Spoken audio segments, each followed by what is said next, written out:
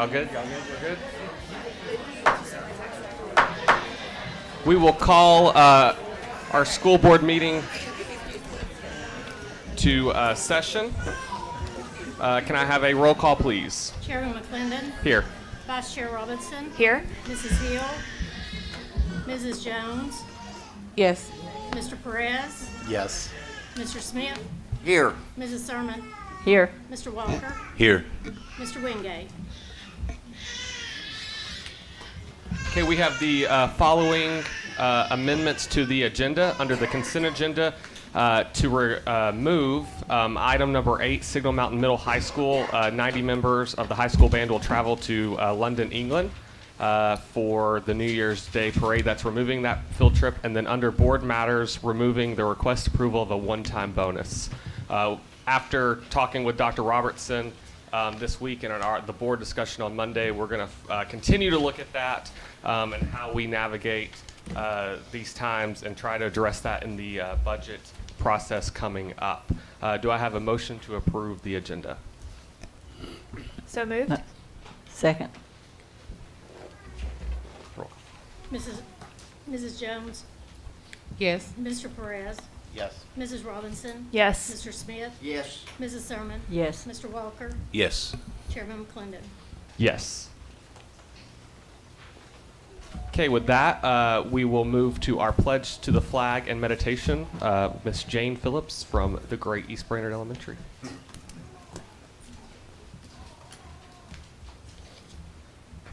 If you would please stand.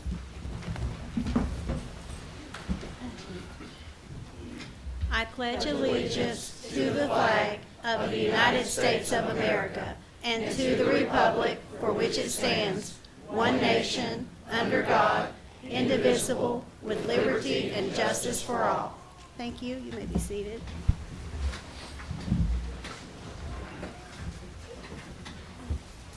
Hello, Dr. Robertson, school board members, and to those of you who are in attendance. I'm Jane Phillips, one of the assistant principals at East Brainerd Elementary School. I've chosen a poem to read to you tonight, one with few words, but delivers a very strong message. It is entitled Rise and was written by Sagar Yahid. I will rise after every fall. I will rise and stand tall. I will rise over the wall. I will rise above them all, like the sun, which never dies, though sets every night. Every day it does rise, like the ocean, whose tides, many times they are down, but invariably they rise.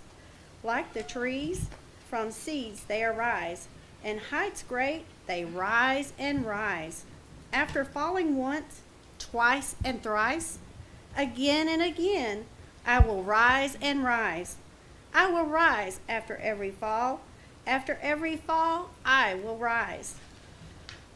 It is inevitable that all of us will face adversities and struggles, both personally and professionally.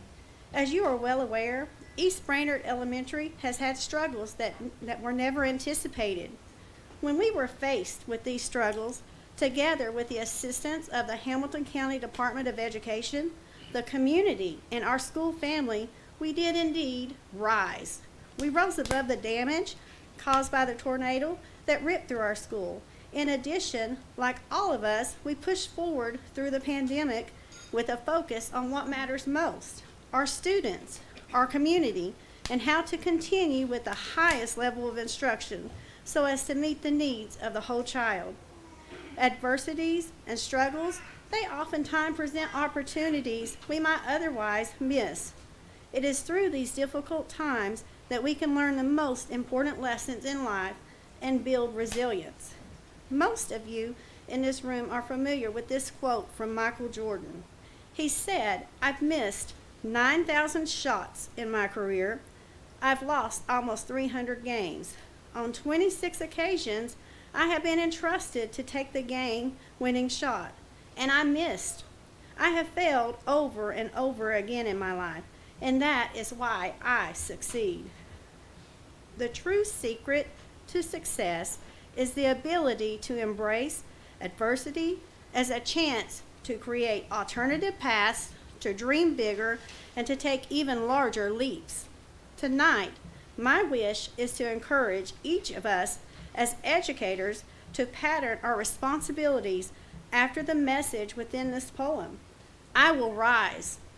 After every fall, I will rise and stand tall. I will rise after every fall. After every fall, I will rise. Thank you very much.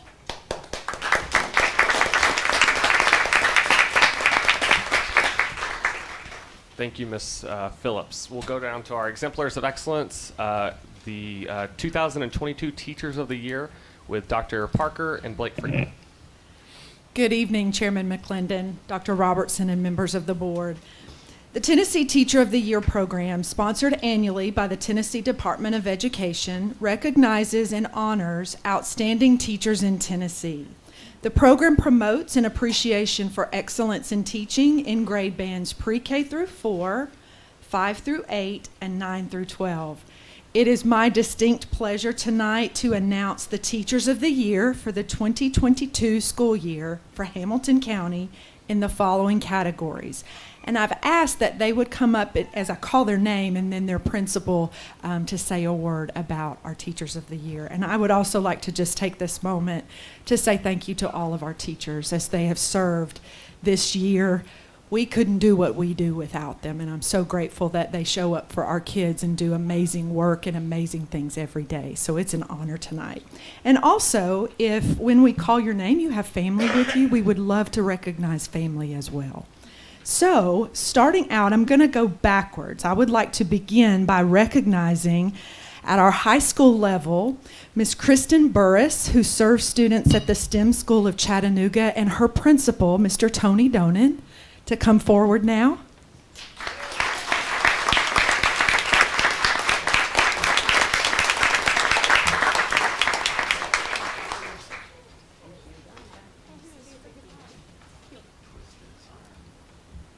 All right, so pretty easy to talk about amazing people, right? And Kristen Burris is extraordinary. If you've ever been around Kristen, you know immediately she is the right person to be around kids.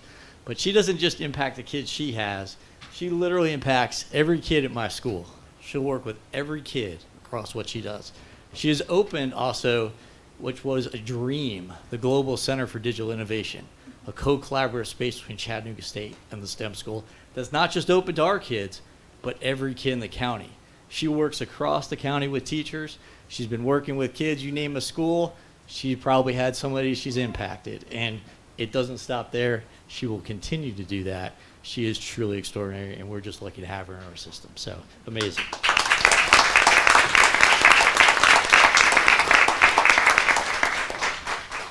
Now, I would like to invite our representative, Ms. Brittany White, for our middle school level, and her principal, Ms. Lindsay Hagan. She teaches at Red Bank Elementary. So come forward, if you will.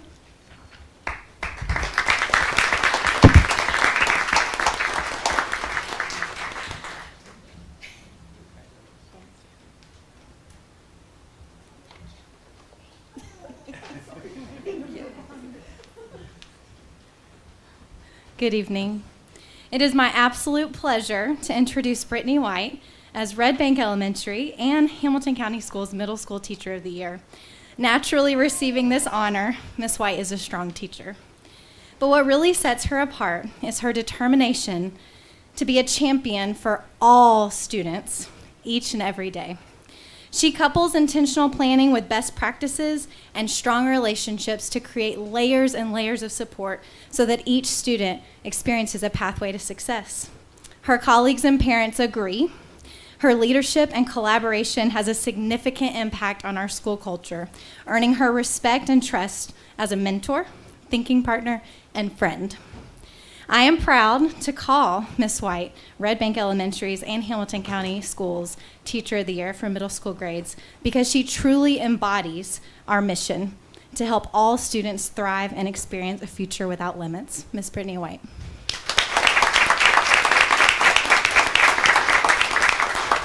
And finally, representing our elementary is James Cunningham, teacher at Clifton Hills Elementary, and his principal, Lindsay Hagan, will be joining him.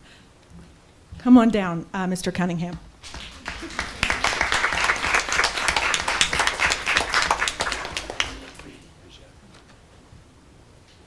I'm proud to introduce James Cunningham.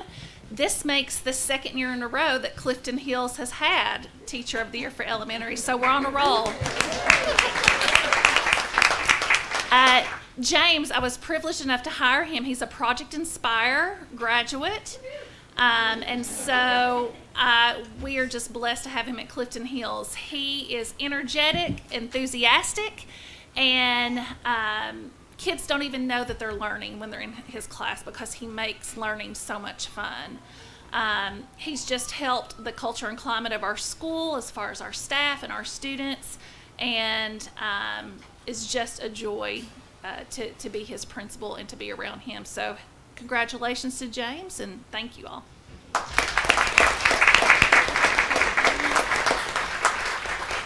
If I may, we would like to take a picture. So Brittany and Lindsay and James and, Kristen and Tony, if you guys will come back. We'd like to get your picture. And just to let you know, we're going to still continue the celebration for you next week at a luncheon. So we're so thankful for thankful for your service.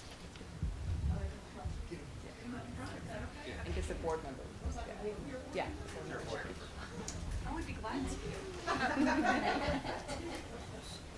I'm not as photogenic, so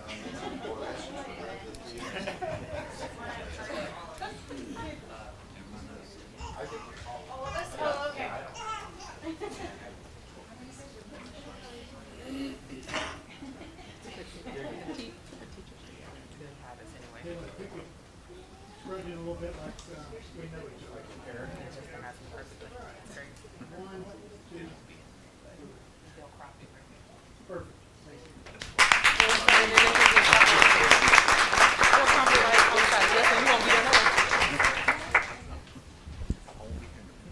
Thank y'all for what y'all do, and congratulations on being Teachers of the Year.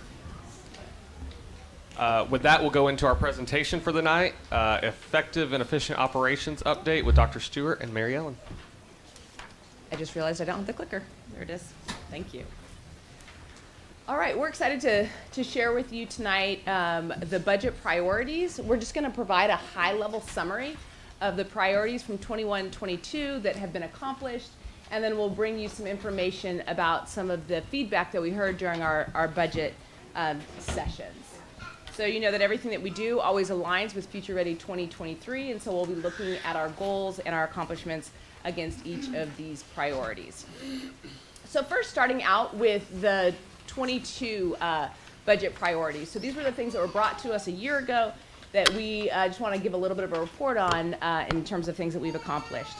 So just to highlight a few of them, so focusing on whole child supports, I think we were all really aware of the needs that our kids would have coming back into the school year, and we have done a lot to wrap around them with counselors and social workers and truancy specialists, but also professional learning in our schools with our teachers and our leaders to ensure that we're able to meet those needs.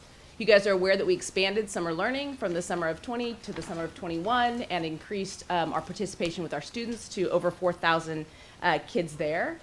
You also know that we had an increase in pay, that we were able to offer a 1% raise last year, as well as a step and that initial bonus that we had. Plus, we continue to hear rave reviews from our expanded benefits and our one-to-one partnership, so that has been tremendous. As you kind of go down that list, we talk often here about the need for us to continue to invest in facilities. We did make investments last school year. We're still committed to that this school year as we continue to look for new and innovative ways to ensure that our facilities are meeting the needs of all of our kids. And then focusing on school safety. We know that that's not just physical safety, but mental and emotional well-being as well. And we've made a priority to do that work this year. In these community meetings, we've had 5 virtual meetings with over 230 participants. These are parents, community members, students. We enjoyed that student feedback. They will tell you exactly what it is that they need in their buildings, and they've been very verbal, and so that's been fantastic. I think it's important for us to note that while we had 5 virtual input sessions that were specific, we're listening all the time to the priorities of our community and noting the things that they're bringing to our attention. So these next few slides are going to detail against each priority some of the things that we heard, and I'll just highlight a few of them. That first bullet around academic press and personalization, we really heard from our community that they want us to stay focused on instructional excellence, but they want us to pair that with that culture of care. They are clear that we need to make sure that kids' whole child needs are being met and that they're experiencing that sense of belonging. So ask us to continue to focus in that space. There was a commitment and an articulation of the need to really focus on K-12 literacy and continue to double down in that space. We all know we experienced some growth in our 3-5 literacy, but making sure that continues across the continuum has been important. You've heard certainly from Dr. Robertson, but just want to reiterate that it really is in response to the community wanting to see extended supports around our exceptional education students and our ELL students, and you've seen us take quick action on that with that opportunities and access space. Going down, thinking about classroom supports, teachers and students were really specific about the things that they need in the classroom and making sure that we are continuing to provide those resources, whether they be just standard resources or human resources, making sure that those things are staying in our classrooms. And then also the differentiated training for student behavior support. Again, knowing that this year, as we brought students back to school full-time, there was a lot of needs in our building and making sure that our teachers were prepared. Going on to Future Ready, looking here, one of the priorities was around that middle school transition programs. I think you've heard us talk here in Accelerating Student Achievement. We've certainly brought to you that real focus that we intend to have on middle schools, and we were pleased to hear from our community that that is a priority that they have as well, making sure that our kids rising into our middle schools are having a good transition and a smooth transition, that we're really connecting the elementary and middle together so the kids are prepared to be received. Going further down there and continuing on the middle school space, early exposure to career pathways. There was a real discussion about kids being exposed to career exploration earlier, and not only in those middle schools, but also seeing some of those pathways that are going on in the high schools. Expanding the student success plans, we are excited about how we've launched student success planning. We really see it as a strategic approach to meeting the needs of our kids, and we'll continue to expand on that work. Increasing ACT support. Being a high school principal myself, often we think about ACT as a high school situation, but we really know it's a K-12 initiative, and so continuing to make sure that we're providing support at the elementary and middle schools to ensure that when we get into those high school grades, we're ready for the ACT.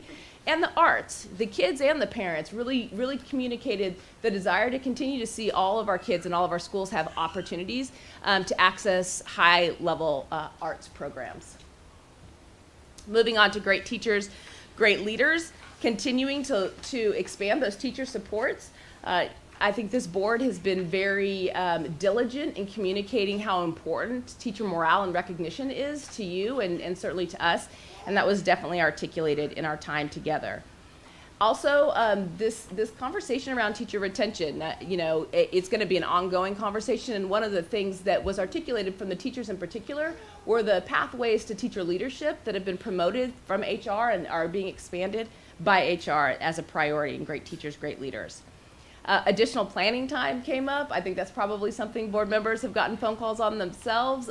We know the gift of time is invaluable, and so that was certainly articulated, and we're looking for different ways to provide for that. You know the priority on diversity around teachers and leaders, and that came up through the time. And then also engaging the principals in unique ways. The principal voice has been really important to us, I think, as a district, and Dr. Robertson has really articulated this commitment. We know the listening sessions that he had right there before Christmas break. He started with the principals to let them know how important their voice was, and that came out in these listening sessions as well. That they want to have more access to the senior leadership team and more influence there, and so we're thinking through a committee structure there where the principal voice will be elevated more frequently and more intentionally there. As we think about engaged communities, just a couple of highlights here. The collaboration with Chattanooga 2.0, we know that they've experienced some leadership changes, and we're excited about that work and how it's going to move forward. I'll point to kindergarten readiness. I think all over the city we're hearing a commitment from the city council to the mayor's offices that we really want to make sure our kids are showing up in school ready, and so some partnership there. And then continue focus on our parent advisories and our community forward work. There was lots of energy around that level of engagement there. And then finally, effective and efficient operations. What these groups shared with us was continued focus on the strategic utilization of our finances. We talk often about braiding resources.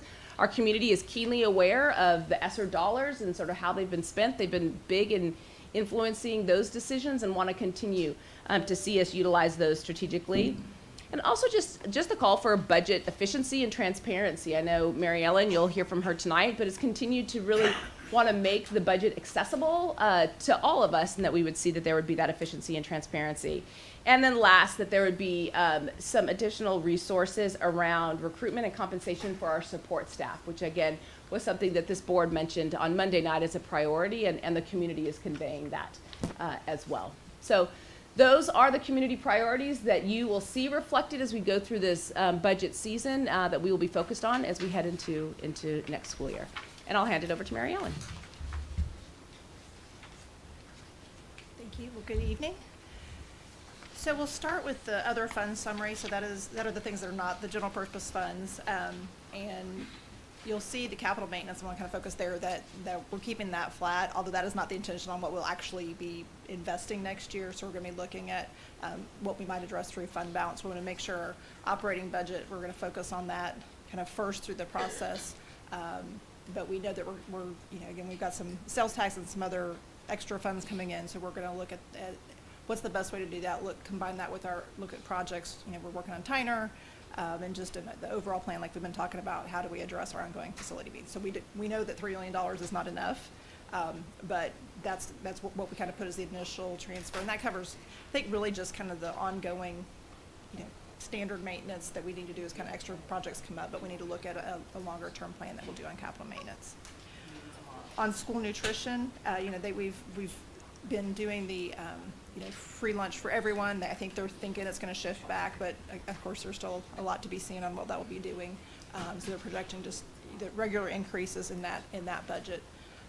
On self-funded, it's pretty similar to what we've had in prior years, just kind of reflecting some expected, if we do a salary increase in the GP budget, that would be correlated, so that makes up most of that. And then federal programs, we left ESSER out just to not kind of distort that budget, but it actually gets combined when it's combined overall. But we do have two major significant grants that make up the big difference for the changes, and that's the Tennessee All-Core and the Innovative High School grants. So those are different than they were in there last year. And just pointing out too, as you go through the year, we bring our budget request, so that number actually increases as we get additional awards, or depending on what the carry forward is on some of those grants, then that will be reflected during each year's budget amendments. So then we wanted to provide kind of an update on ESSER and how that would look next year. So we're expecting with the rest of the encumbrances to finish up ESSER 1 this year. So we made a lot of great use with that. And again, part of that went to charter schools and private schools, and you'll see that private school money, I think that went directly, if they got funds, that went directly to them, not through us for ESSER 2 and 3. So ESSER 2, that budget will be all allocated next year, that remaining, and again, we'll figure out exactly what that number is once we finish the splitting. And then for ESSER 3, that represents 2 years of spending plus Tyner. So that's why that number is so high, because I know there's you know, folks out there asking, well, you're not spending your money. Well, we are, but we're also, there's things that we've done. We spread it over 3 years to get investment. It's tied into summer learning. That's a big, you know, a big requirement of the ESSER 3 funds was to go to summer learning. So that will cover, I think, this summer and next summer. So moving on to the general purpose revenue. So I want to kind of give you an update on where we are year to date on property tax. And again, they're strong. We haven't gotten this month's property tax, which is too much. So I was hoping to get that, but we won't get that till probably next week. But it's still been continued to be strong. For the first 6 months, we've collected about $6 million more than we did last year. I do think we might see some slowing. It's kind of balanced. Like, you know, we know that costs are going up, but then will spending go down? So it's that balance. And I think the state economists are saying that too. Will spending, you know, people start controlling that a little bit more. So we're trying to kind of take that into consideration. But again, we think it'll be strong through the rest of this year. And then property tax, it's pretty much in line, I think. And I've got this noted again later, but while we are still seeing growth, the impact of that growth because of the reassessment where they actually bring the millage rate down, we don't get quite as much as we would have gotten before that adjustment when they did the revaluation last year. So in past years, we've seen a growth around 2.5%. It's really kind of tracking closer to 2% with that impact. And so we've put together initial proposed revenues. Now we're going to keep working through these numbers, so they may change when we bring them with the final board presentation for the budget. But this is kind of where we're looking now. So over our current year budget, it'd be about a 9.3 of additional revenue. You know, we don't get our BEP estimate until April, and we approve the budget before we get that. So we've done some numbers. I've talked to some other districts just to make sure kind of where we are, make sure it seemed like a reasonable expectation of where those would post. You know, we are seeing about $6 million with the local taxes, and again, we've done 2% for property taxes, and sales tax, I don't think about 3.5% over this year. And then the other funds are pretty much in line. So the state education, that's where the BEP is. That also does include pre-K, and so we expect some increase with that as well. But again, I think that's where the teacher salaries would flow into there. So again, I just kind of summarized a few of the key points. You know, we work with the county to get projections. So I've run these all by them to make sure it kind of is in line, because we do have to keep in mind the maintenance of effort, and so we've done that calculation to make sure we're in line there. And like I said, the sales tax is one of those real unknowns.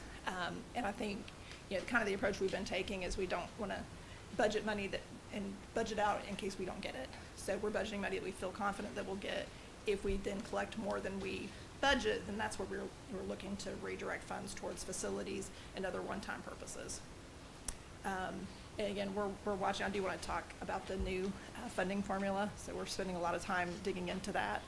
We do think there's a lot of opportunity there. I think Hamilton County looks very positive for us. It's not always consistent for all the different schools, but for us it does look like it would provide some significant resources to help. And really what's, I think, exciting for us is that a lot of the priorities really align with our priorities. So some of the things that we'll be looking at, and it may be that we bring some stuff that we think is going to get additional funding in the formula. For example, nursing. We really feel like there needs to be a nurse at every school. That funding will help support that. We've already done that through ESSER funds, so we're looking at how do we bridge this year to get to next year when we get the BEP funding, but we don't want to lose those great resources that we've already got in our schools. So that's one of the things we're kind of trying to balance out as we work through this budget. So with the timeline, I just wanted to kind of point out to you, so we've got this meeting tonight, and then on the 4th, what we plan to do is we will bring you a budget book with lots of great spreadsheets, which I love. Hopefully you guys love them as much as I do, but maybe not. But you know, we're working through, and we'll present, give you kind of an overview along with a 3-year projection, and then let you kind of dive into that. And then we'll have 2 more opportunities at the 18th and 21st to dig into that, the budgets. We'll also have additional conversations with you just to make sure, you know, we've addressed everything, again, tying into the priorities that we've heard. You know, looking at the things that are rolling off of ESSER, trying to balance out. So it's really looking at all of that. We've spent a lot of time working on our positions this year with our new system, and we have a lot more visibility into our position control and our position model. So we've really been digging into that to make sure we really can clearly see where our resources are. So we've had probably 2 or 3 conversations a week with senior leadership, and several of us have been, like, daily been working on positions, because that, again, that's the biggest portion of our budget. So with that, again, we just remember why we have our resources. It's to support our priorities in our schools, which is helping all children thrive. Do we have any discussion or questions? Mr. Smith. Yeah, thank you. Just a quick question. I understand we won't know our BEP allocation till late April, but we're going to be working on the budget. How much of a challenge is that going to create, being that we don't know what our revenue is going to be? I mean, I think those budgets are plans. So we, you know, try to get as close as we can to the number. We're usually fairly close. And again, even with the governor's budget, it depends on what gets through the legislature. So I think, you know, there's room in our budget to adjust if it, you know, hopefully it's over, we get more than we project. If it's under, then we've got, you know, ways that where we have contingencies in our budget to adjust if it comes in a little bit lower. Does that help? Well, it just seems to me it's going to be challenging. Yeah, I mean, it I don't is. know how much I can spend if I don't know how much Right. I'm going to be getting. Right, and So- I think that's how it's been. I'm not sure why there's such a delay. Now, I will say, when we've gotten the information on the new funding formula, they've got in there a 23 estimate, and so I kind of backed in to make sure our numbers are kind of in line with that number. So, and and I think we've actually got a little bit. I'm going to scrub it some more, so we might actually have a little opportunity to budget a little bit more. But I feel confident that we're going to be right in the same ballpark of what we should get. Ms. Thurman. I have a suggestion. Since we don't know how much BEP money we're going to get, and we're probably going to get more, why don't we just not spend that money and put that toward the raise, how much ever additional we get? Let's just don't worry about spending it because we certainly don't need to hire any more people. why don't we just take the money that we're going to get in the BEP and put that toward a raise for all of our employees? Why don't we do that? Okay, thank you.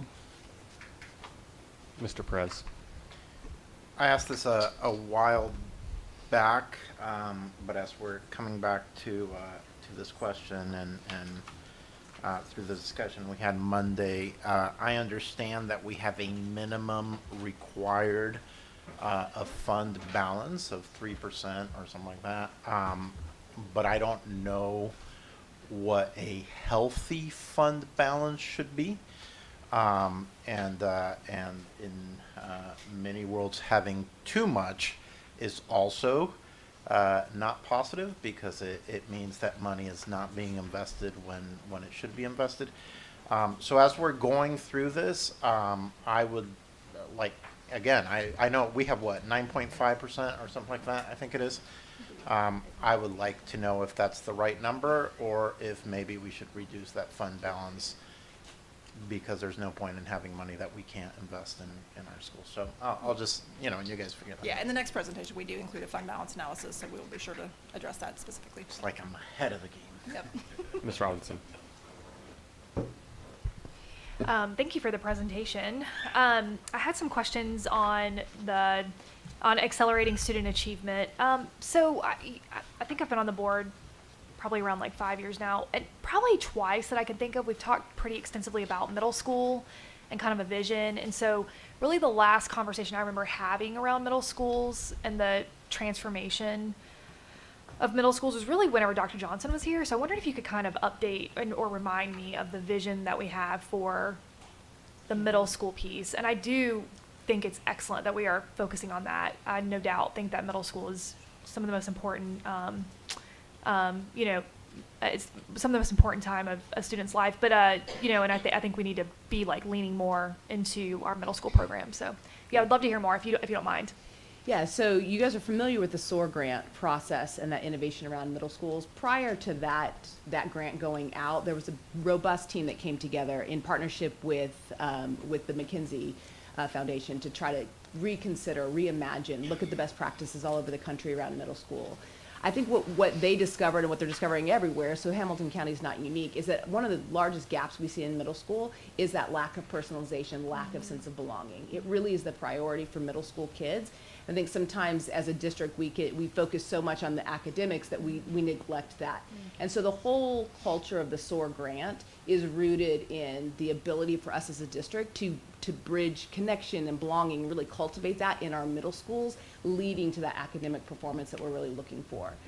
So the SOAR grant was awarded, I guess a week and a half ago now. We have representation out of all 5 learning communities, which wasn't actually part of the way we wrote it. It just really is what happened, which is fantastic. And the goal now is to utilize those as sort of pilot sites and think tanks together, and to use those to kind of role play and share the best practices across the county, again, rooted in that personalization and that culture.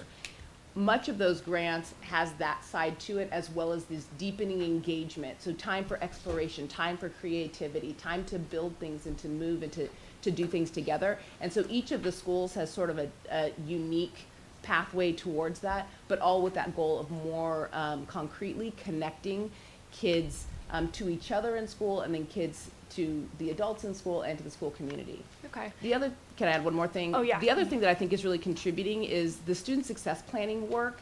You know, there's a robust plan that rolls up. We're rolling on 5 more middle schools in that last year. Elementary schools that have SSP work going on, that'll roll up. And so we think it'll really help in that 5th, 6th grade transition, because there's a lot that can be known about a child coming through those plans in advance, and really preparing our middle schools to receive those kids, knowing kind of well in advance what some of their needs are, to be able to put plans in place to respond to them. Okay, great.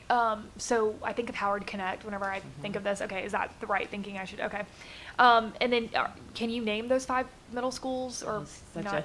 It was not a quiz. Just I was curious. So Hunter, Dalewood, Hickson. Okay. And the other one. I'd like to phone a Is friend. it Howard Connect, or No. Howard Connect just is already operating? Yes. Okay, great. That's awesome. I'm trying to think what the other 2 are.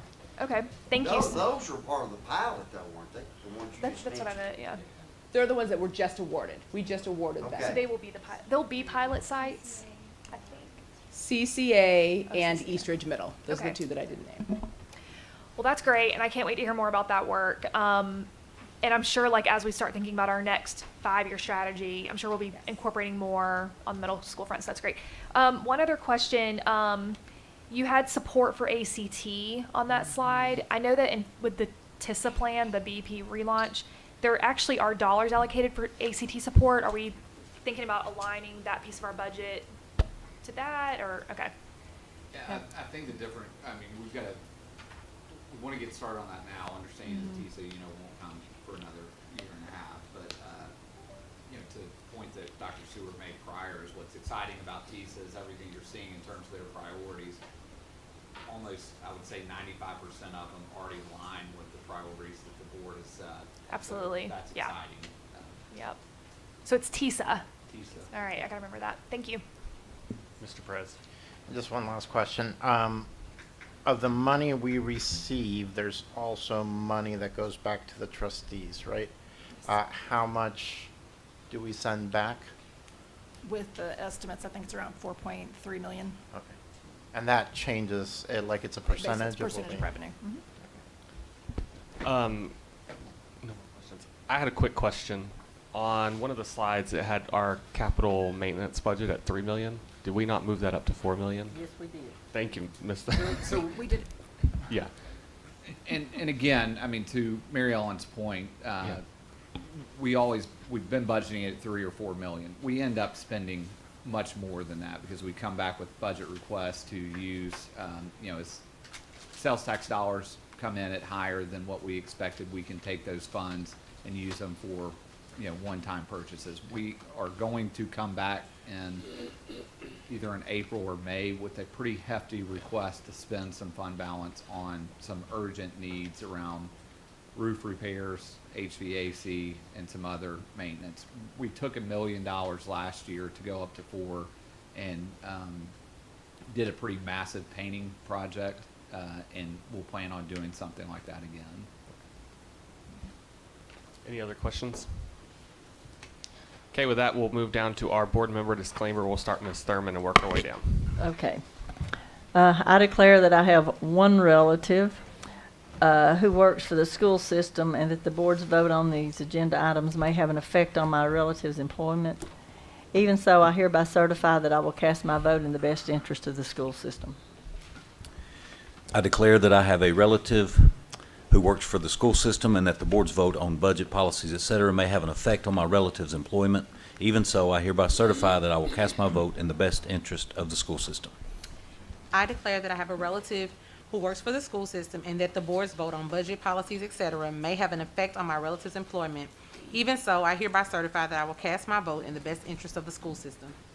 I declare that I have relatives who work for the school system and that the board's vote on pretty much everything may have an effect on my relative's employment. Even so, I hereby certify that I will cast my vote in the best interest of the school system. I declare I have a relative who works for the school system and that the board's vote on budget policy, etc., may have an effect on my relative's employment. Even so, I hereby certify that I will cast my vote in the best interest of the school system.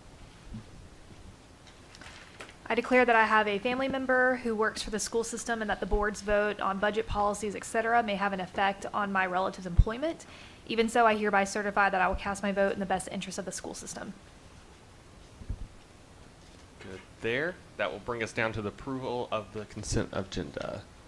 Anything that needs to be pulled? Move to approve. Hold on. We have to approve it first and then we pull. Yeah. You have to motion. Yeah, no, that's why I was saying, make sure. Yeah. Approve first. Yeah. Do we have a motion to approve? I move to approve. Second. Now, I do want to pull the school fees again. do you know what number that is That off the top is of my head? D4. I'm sorry. D4. No, sorry, 8D4. The school fees. Yes, School fees. please. Thank you.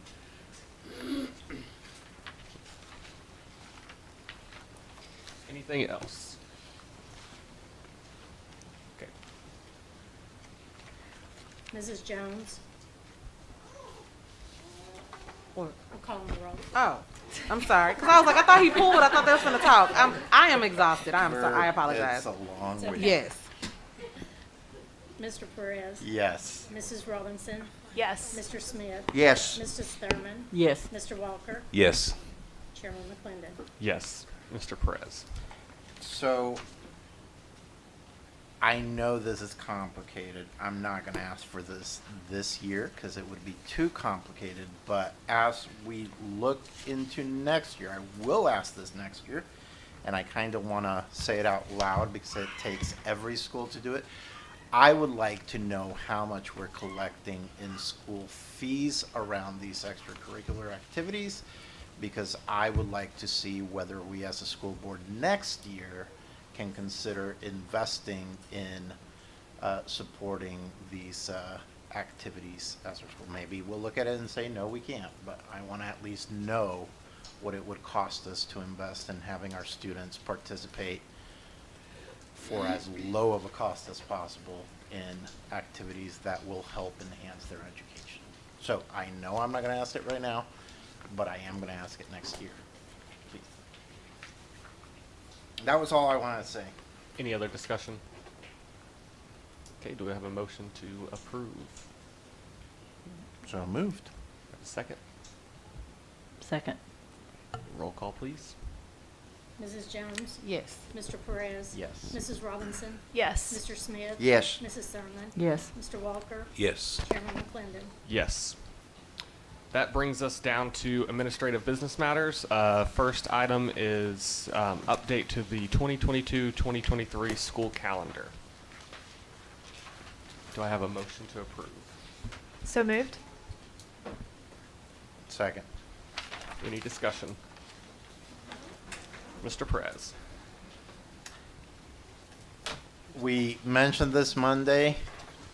We all really, really, really need a spring break like 3 weeks ago. And so I'm actually going to vote no on this. I know it'll pass, but we need a spring break so long ago. And I don't think that putting it so late in the calendar again next year is for the benefit of everybody. Look, I even got Ms. Jones. Just for clarity, we didn't just decide this I this know. year. So, I want to make sure people understand that the calendar is done years out. We do them in segments of years out. And based on the staff vote and parent comment, that this is why it is that way. And it changes. Everything shifts.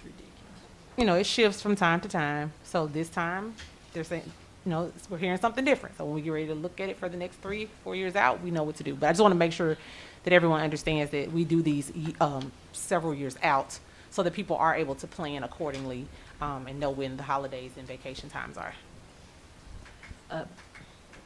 Ms. Thurman.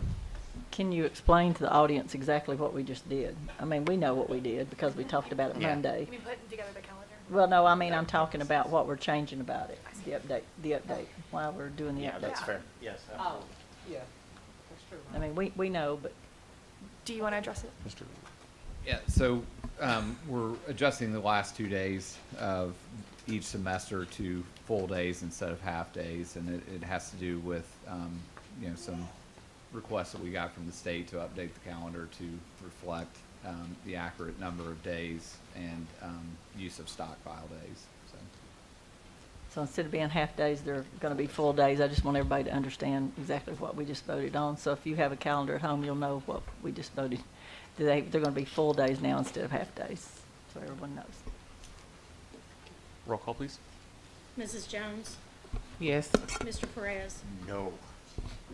Mrs. Robinson? Yes. Mr. Smith?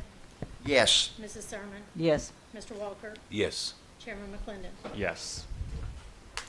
Okay, that brings us down to the Orchard Knob Middle School turnaround plan. Do I have a motion to approve? So moved. Second. Any discussion? Ms. Robinson? Yep. Yeah, I just wanted to kind of bring up and kind of let the public know more about the plan for this plan. There is a separate committee that'll also be engaged in this. So I wonder if you could give us a 30-second high-level overview just to kind of bring people up to speed on what's going on. Absolutely. So part of what the state requested was that we would put together a turnaround committee that would stay engaged over the life of the plan.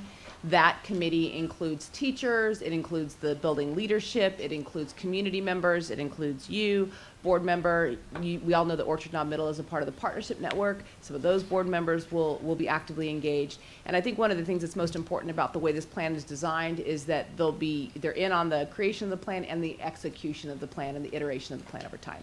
So that committee is being assembled and will be part of the monitoring process. And how long is this pilot in place? It's 4 years. It's 4 years, okay. Thank you. Roll call, please. Mrs. Jones? No. Mr. Perez? Yes. Mrs. Robinson? Yes. Mr. Smith? Yes. Mrs. Thurman? Yes. Mr. Walker? Yes. Chairman McClendon? Yes. That will bring us down to the Cigna property located at 7555 Goodwin Road. Move to approve. Second. I'm sorry, who was the second? Miss Jones. No, Oh. Brett, Brett Oh. Marco. I said miss. Neither. Any conversation on that discussion? Ms. Thurman. Yeah, here again, I think the Yeah. public needs to be aware of what we're talking about. Would you go over that?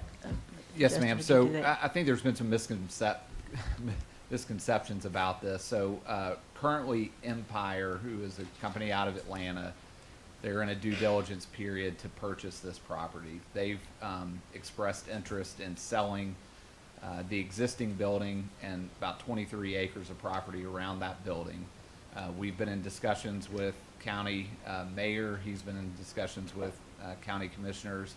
They've expressed a willingness to purchase the building and the surrounding acreage with the understanding that the school board would be responsible for renovating the building for future use as a school. And so this is basically, before the county commission commits to buying, us showing that we're going to be willing to do the renovations that, estimate somewhere between $7 and $10 million. And again, this is an efficient use of our facility funds. This is something that was in phase 1 of the MGT recommendations of having another elementary location on the East Brainerd Road line. And so that's why we're bringing it to you. Yeah, just so to be clear for everyone, we had talked about building another school on the old East Brainerd Elementary School property, which was going to be CSLA. CSLA, yeah.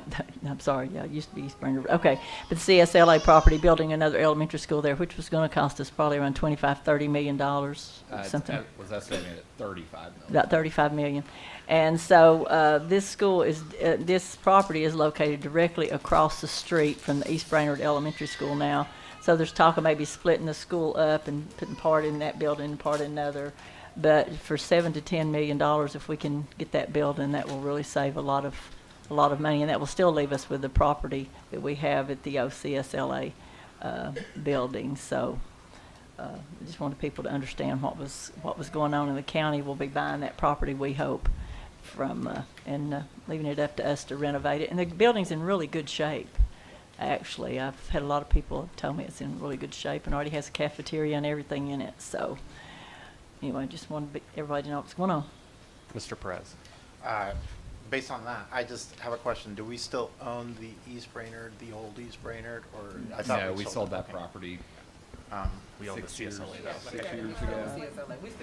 We still Okay, own that, CS. yeah, okay, Yeah. that, perfect. I It was O. Elbert Long, wasn't it? Yeah, it was O. O. Elbert Long, and it was CSLA. And, yeah. and I'll just mention again, and I'm really just using this to mention that I am concerned that if a law eventually passes that says we have to give up our properties, that we will lose our property. I get it's for educational purposes, but That but I'm building opposed to- at CSLA, to be quite honest with you, as soon as kids come out of it, we need to make a decision to go ahead and tear that building Do down. something. It's Yeah. in, whatever buildings or Yeah. properties we need to sell or tear down or do whatever we need to in order to be able to use that money for future purpose, I'd rather we do that. So, but that's down the road. Mr. Smith, and then I'll Okay. come back. Mr. Smith. Let me just say, Dr. Robertson, you, your staff, everybody involved in this, what a excellent initiative, idea, saving the taxpayers a ton of money, and I just think it's great. I encourage you, us, moving forward, as we're looking at this facilities nightmare that we've got to attack, that we'll look at more opportunities like this to repurpose buildings, whether it be retail, commercial. I think maybe we had an opportunity like that some time ago that we let slip by us, and so I just think it's excellent, and let's continue to do that. I've got another, I think, facilities question, but it's a whole different matter. So, Chairman, after we vote on this, you come back to me. I have just a facilities question. Ms. Thurman. I move that Joe don't get anything else. He got rid of the buses. That's all you get this year. I haven't yet. Okay, but yeah. But anyway, the facilities. Joe, maybe forget what I was going to say. Joe made you forget what you were saying? Yeah, I made myself forget, giving Joe a hard time. I'm like you, Joe. Maybe we'll come back. No, I would like to see a list of the buildings that we own and are not being used when we do our facilities. We used to always have that, but I looked at the one I had, and it is old. And I don't think we have that many more left. I think we we've don't got have rid any of buildings that yeah. we aren't currently using. I didn't Harrison think the old Harrison Elementary is Is it- actually owned by the county. yeah. So that would Oh, be the county does own that one. Okay. So okay. So I started to say, I think I know we were going through a few years ago and sold a lot of things and tore some buildings down, so I didn't think we had any. Okay, we just need to get an update. Thanks. I've worked closely with Dr. Robertson on this. Like I said, saw the property listed, sent it to Dr. Johnson, and said this could be a new school, and here we are, getting that groundwork running. We're looking at, hopefully, if everything goes well, building an elementary school for 15 to 20 million versus 35 to 40 million, which is just an efficient way of how we tackle our facilities crisis. And there's been a lot of moving things. I want to say Councilman Darren Lefford from City Council Chattanooga, he's here tonight. He's been dealing with the planning process from the developers and helping move that process along.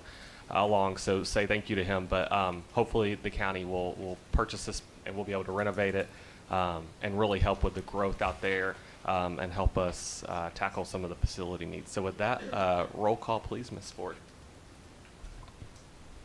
Ms. Ford. Mrs. Jones? Yes. Mr. Perez? Yes. Mrs. Robinson? Yes. Mr. Smith? Yes. Mrs. Thurman? Yes. Mr. Walker? Yes. Chairman McClendon? Yes. That will go. Mr. Chairman, Sorry, before you Mr. go to board matters, if I may just, Yes. I'll get a little beat up, that's okay. Dr. Robertson, can you give me a status report on the build out of the bus depot, where we're at with that? Yeah, the last report that I got was a couple of weeks ago. I'm sorry, if I would have anticipated you asking, I would have gotten you more up-to-date information. But they're surveying, putting stakes in the ground, and getting ready for the planning aspect of it. So we should be moving forward pretty quick now. So it's probably safe to say that we're on target. Mr. Smith, I would not say there's anything safe to say about it. So I would second Ms. Thurman's motion that you can't say anything else about it. Well, they're either going to be in your yard or in Rhonda's yard. We're working on it. I'm optimistic that it will be solved by next year. That's all with the buses? Okay. That will move us down to board matters, the book review committee report from Ms. Thurman. Okay, I think everyone has a Reader's Digest condensed version of the book review committee report. We had our first meeting on, I think it was February the 8th. We were given the task of looking at policies 4.402, which is a selection of instructional materials, And policy 4.403, the reconsideration of instructional materials and textbooks. Each one of the board members appointed 2 representatives, and there were 19 members of the committee, including me. The committee held its first meeting on February the 8th. At that meeting, we looked at policies 4.402, 4.403 to see if any clarifying language could be added to ensure books with obscene language and sexual content did not find their way into Hamilton County School Library shelves. At the end of the February the 8th meeting, after much discussion, and I did put an asterisk there because all the meetings, there's no way I could tell you about all the discussion. They're all online at this hcde.org website. It became obvious the task of taking on both policies would require too much time. It was decided to narrow the scope of our work to reviewing policy 4.402. Each member was asked to bring their ideas for changes to that policy to the next meeting, which was scheduled for the 22nd. On the 22nd, Jamie Paris and Becky Covington answered questions about the administrative process for review and selection for reading materials placed in our libraries. There was a discussion of how books with sexual content and profanity were currently on Hamilton County Library shelves. The administration was adamant they were following Board Policy 4.402. Some of the committee did not think there were problems with the language or content with any of the books currently in our libraries. It was also discussed that books donated by outside organizations would have to go through the same vetting process as those on the library shelves. The committee was asked to present their recommendations to Sherry Ford by Monday, February the 28th, so they could be compiled and given to Scott Bennett, our school board attorney. The next meeting was scheduled for March the 8th. At the March 8th meeting, after reviewing committee recommendations, Scott Bennett presented his draft of a new policy 4.402. He answered questions as to the legal aspects of what could and could not be included in the policies. He clarified the legal definition of some of the wording in the policy. After much discussion, the committee was told each committee member's recommendations, as well as Scott's updated policy draft, would be presented to the school board. The board will send the information to James Walker, the policy committee chair. After the policy committee reviews the policy, it will come back to the board. We will discuss it, and then there will be a vote on it, and it will require 2 votes because it will be an entirely new policy. Scott is also looking at policy 4.402, which is the request for reconsideration. I think that 4.403, I'm sorry. The request for reconsideration, we think that that form needs to be put online to make it easier for parents to be able to access. Also, he's looking at a more simplified form, so it's not as cumbersome as it is now. I think you've looked at them from different states, if I'm not mistaken, Scott. And also, about the outside groups that put, we did a little bit of discussion about this, or maybe, I can't remember, Scott, it's hard for me to remember the things I've talked to you personally about and the things we talked about in the committee, about whether we needed a policy or whether to add in this policy about outside groups coming in and putting things in. If there's going to be one group allowed, it needs to be opened up with everyone, but the board, they need to be approved by the board if they're going to do that, and if we're either going to do it and let everybody have an opportunity, or we're going to have to let nobody have the opportunity. So that's one thing I think that we need to look at as well. So also all the language in here that was referring to the ALA was taken out, and the Library Bill of Rights was taken out because that is not a legal document. So Scott, anything else you'd like to add?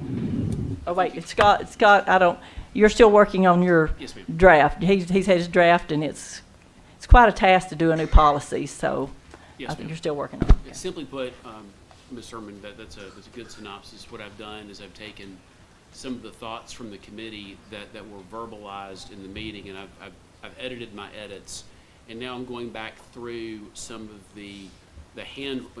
some of the written things that were sent to Ms. Thurman by the committee members to be sure that we captured everything that is consistent with what the board wants what the board may want to do. At the end of the day, it's the board's discretion to change the policy or not change the policy. What I'm trying to do is I'm trying to give clear guidance, because the board uses its policy to speak to the administration, so that the administration can implement. I think the policy that you have is good insofar as it goes. I think that there's some language that needs some clarification, but we'll move in that direction. And I would like to think that I'll have something in final form before the next policy committee meeting. I don't know when that will be, Mr. Walker, but if you tell me it's on a date certain, I'll get it to you a week in advance. Yeah, I think that the committee did a lot of work. I think there are a lot of people found out a lot of things. People are a lot more aware of things now about how the process works, and that's one of the reasons that I'm really glad that we did have this committee, that now a lot of parents are, like I say, just more aware of the process of how books get on shelves, and the process to go about reconsidering some of the material that is there. Also, there are, and we talked about this as well, the Senate bill passed, and it's back in the Education Committee. I think when it passes there, then it will go to the governor's desk for a signature. That bill was to take away the exemption for schools in the obscenity laws, even though Scott and I did have another discussion that the obscenity law is a very, very high mark, so we're going to have to change, I think, some of the wording in our policy, because it seems that obscenity is almost impossible to meet that very, you say it's a high bar, I say it's a low bar. Well, it's a stringent standard to yeah. prove that something's obscene, but the conversations that Ms. Thurman and I had is that in a public school library, your standard can be that your books can be better than just not obscene. Does that make sense? You know, the standard for taking something out isn't, well, that's an obscenity. I think we can agree that there's certain things that are age appropriate, there are certain things that are topically appropriate. And obscenity is something that under Supreme Court authority has literally no substantial value whatsoever. There are not a lot of things that meet that standard. So conversely, the Supreme Court also recognizes that public schools have the job of inculcating values and concepts with their students, that notions of decorum and appropriateness. You can't screen out ideas. You can't have orthodoxy of ideas, but you can establish certain expectations of behavior and such. And so there's a fine line to draw there. Everyone agrees that there's a line. People don't necessarily agree who should draw it or where it should be drawn. And that's why I think you have seen some impassioned debate on this. Yeah. Well, I appreciate it. So, James, we're handing it off to you from here. Good luck. We'll get together, Scott. Yeah. Mr. Perez. I checked the law today, so my understanding was when I read, I'm not an expert on how this works, so I saw something about move to March 23rd. So I think that's right. Yeah, that's what I understood. The obscenity bill was referred to the Senate Education Committee for March 23. Okay. That's my understanding. So I said this on Monday. I think it's important for whoever didn't listen on Monday, because everything I say is so important. No, I said this on Monday. We need to understand that we are under the direction of the state legislature, right? So if a bill passes, we have to rewrite a policy in order to adapt to that bill. We don't have a choice to dismiss that or undo everything. I did read the bill, and they themselves admit that in the state of Tennessee, 0 people have been accused of breaking. There's 2 levels of the law. The first level in 10 years, and 2.5 people a year on average to the. So anyway, so whatever this law is stating, it's clearly a law that hasn't applied to anybody in the state of Tennessee for a long time, or to very few people. But again, for those who want to reach out to elected officials beyond the people here, we will have to write a policy that complies, and we don't have a choice about that. I think we're already I hope, ready to move on somehow on this subject. And so the only thing that I'm concerned about is that I don't see value. You could correct me on this, but I don't see value in working on a policy until we know for sure if we're going to have to rework that policy to comply. So what I'm working on is an anticipation of something similar being passed, either this or something very similar to it. As Ms. Thurman was mentioning, obscenity is a really high standard, or low standard depending on your perspective. Low standard. It's hard to prove that something is obscene because you have to prove that it has no, and the acronym is SLAP, serious literary, artistic, or political value. You can make a case that almost anything has some kind of value in that category. So if it has some value, it's not obscene. I think that the policy we have would arguably comply with the statute, even if it is enacted. The current policy or the policy you're proposing? The current policy is arguably in compliance because it does reference the obscenity definition. Now that said, what I'm working on actually takes the standard from another Supreme Court decision that talks about, well, it doesn't matter what I'm aiming for another First Amendment case that provides better clarity to the administration. I think our policies are actually okay. I think what happened some time ago is when there was a question raised about a particular book, and as it was working its way through the review committee, someone also wanted to speak to the board about this. And so the administrative review process, which your policy says should come first, kind of ground to a halt. And so the forum for reviewing these books shifted to this board. And this board is not really well equipped to review. I'm not saying that this is not an appropriate forum for people to raise their concerns, but this board is not a book club. And you're not well equipped to go through a book and judge its literary merit at a board meeting. Your policy actually says that should happen in the administrative process. And for whatever reason, when people started thinking, let's come to the board about this, the review process just stopped. So part of what I propose to do is to make the review process a bit more accessible. And I've also put something in there, the board may not want to do it, but I put something in there that says the board won't hear complaints about books until the administrative process has been exhausted. That may be a little further than the board wants to go. Yeah, I know, yeah. So, and that's a conversation for another day. Yeah, so one more thing, because I do think, so we'll talk about that. You know, I will always favor people speaking to the board when they can.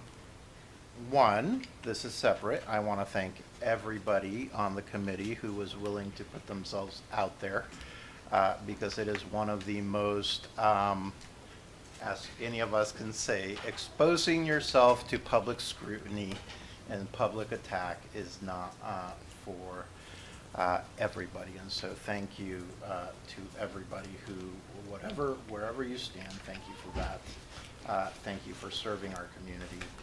I think it became obvious to everybody that weirdly we all have different opinions, and that those are hard to reconcile. And the job of the board and the difficulty of the board is often trying to come together on some of those desires to reconcile what's in the best interest of our students.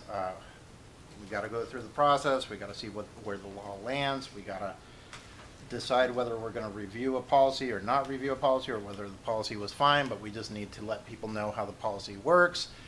We've got to make sure that you all are the ones who then set the procedures and how this will apply in the real world and not in a hypothetical world. So there's still more to go. I encourage us as a community to look at things that will continue to affect our students on a daily basis.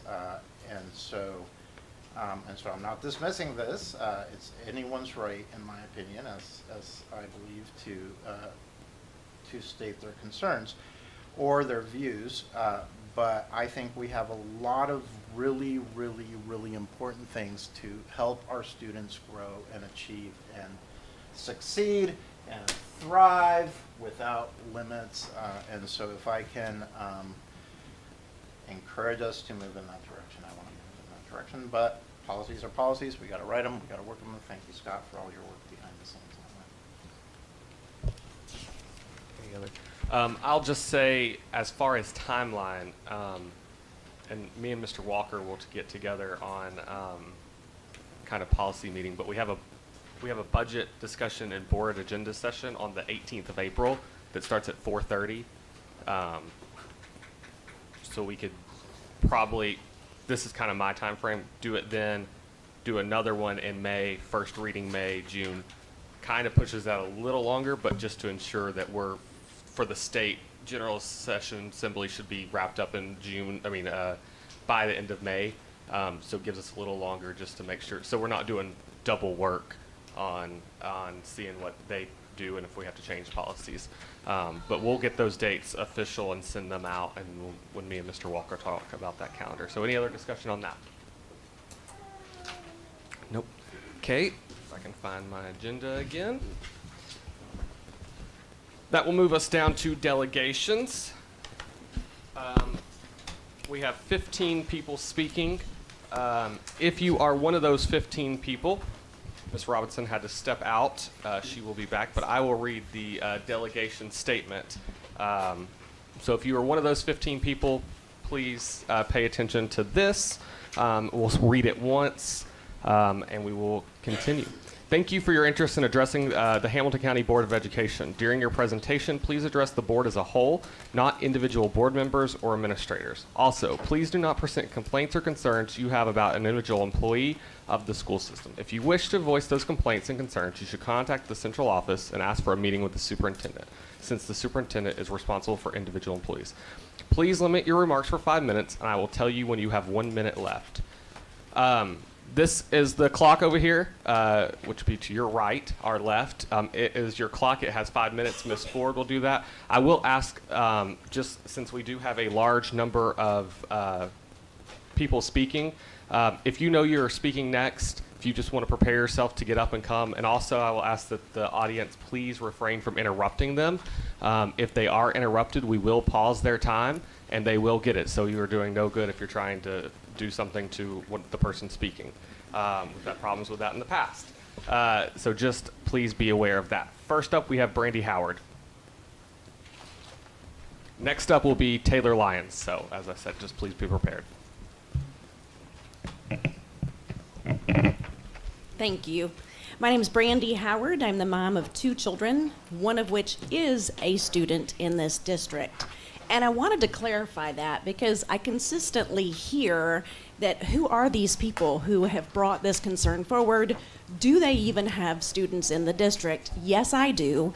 And I even heard that comment at the work session on Monday. So I wanted to clarify that. My kids have been avid readers. This is important to me, right? And I understand the value of reading, and I understand the value of books. My daughter is such an avid reader that when she was in middle school in South Carolina, the vice principal nicknamed her Belle from Beauty and the Beast because that child always had a book in front of her.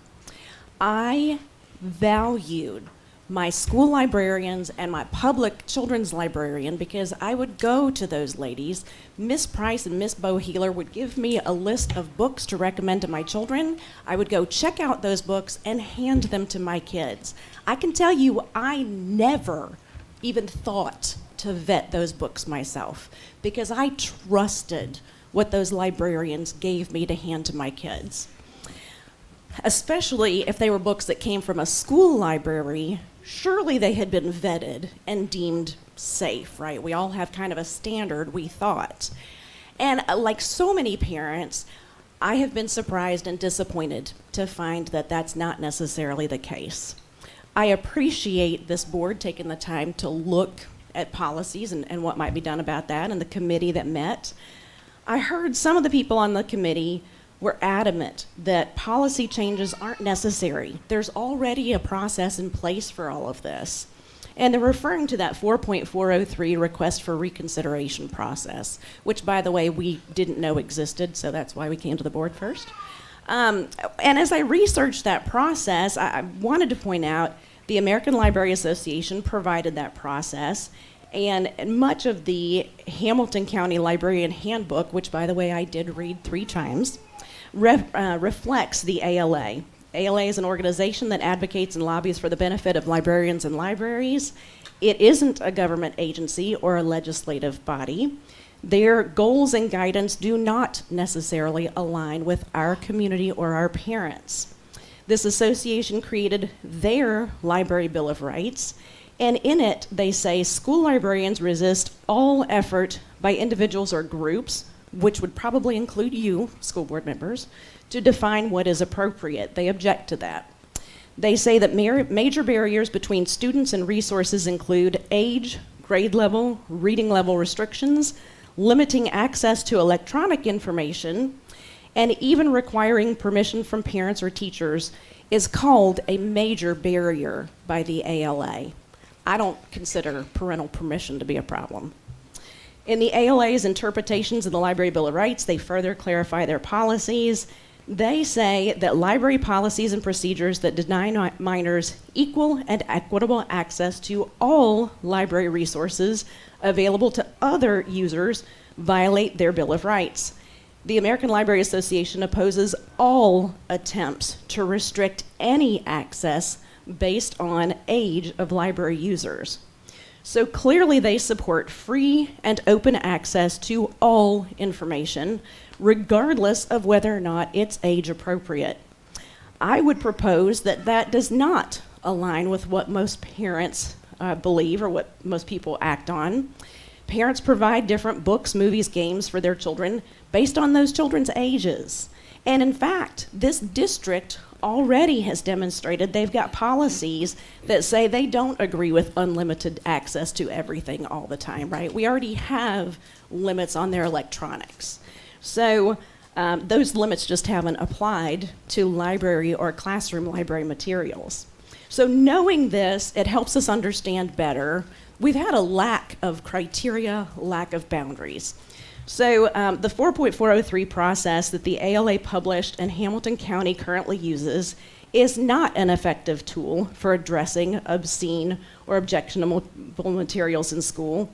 As it's currently written, that does not provide any criteria or guidance by which a request for reconsideration will be evaluated. That's like trying to decide whether or not someone was speeding before you've ever set a speed limit, right? Or grading a project without having created a rubric. So we need this board to clarify criteria and boundaries for the material. Oh, am I done? Yeah, that is your time. Thank you. Thank you. Taylor Lyons.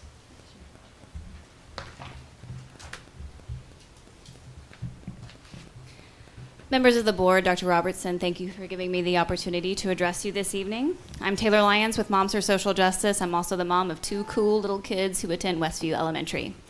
Not to worry, there's no need for children to leave the room during my remarks because I am aware this is a public forum. So I will not use the language that I might use at dinner with my friends. I certainly won't use the language that I use in the bedroom with my husband. And I will not be using the language that's prevalent in the books and the shows that I love because language and its proper use is entirely about the correct context.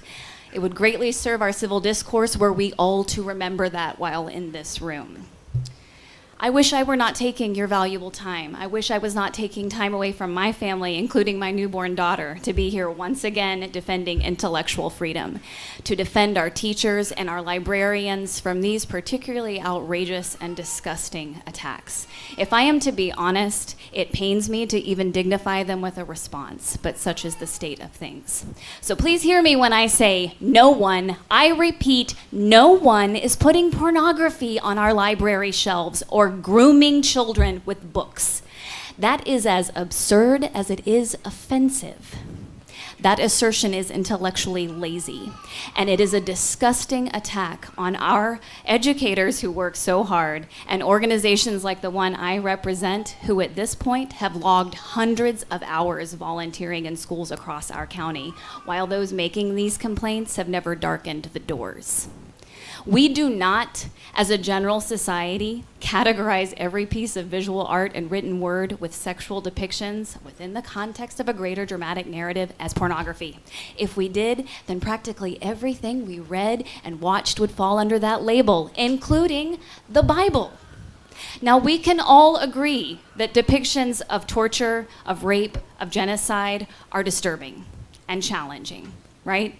Those reads are designed for upper grade reading levels. But as those high school kids know, and we might remember, you cannot write a book report if you didn't actually read the book. And that's the problem with cherry picking salacious excerpts from books you haven't read or tried to understand to prove a point. You miss the point entirely. That's the beauty of a library, isn't it? It's not a monolith of thought.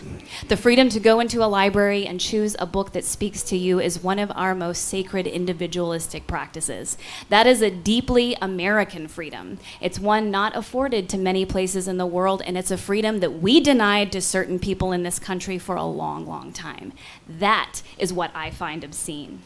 But can we be honest about what's really going on here for just a minute? Because challenging books and labeling them as filth is a tried and true tactic for people who have a general hatred of public education. They've been doing it since the 50s, and here it is right in front of you in black and white, prominently featured on their website. These folks who claim they're for liberty, except the liberty to read, apparently, tell us their overarching goal is to encourage as many kids to leave public school as possible. There it is.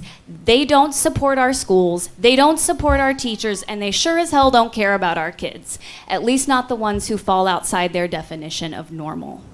This hateful little document that they supplied to the book committee would tell our queer kids, you don't exist, you don't deserve representation. It would tell our black and brown kids, your voices don't matter in this conversation. We're gonna take books away from you while you're already staring at empty library shelves. That is what we find obscene. In closing, a member of this board told me recently that expertise no longer matters in this conversation, sadly. And to that I say respectfully, you are wrong, because it matters to some of us. Some of us still respect and appreciate our teachers and our librarians for the experienced professionals that they are. We will continue to stand with our educators, believing in their infinite value, because despite this circus, they show up every day because they believe in the infinite value of our kids. And for that, we flat out don't deserve them, but we appreciate them nonetheless. Thank you. We will go on to Reverend Brandon Gilvin. Next up after that will be Levi Jones.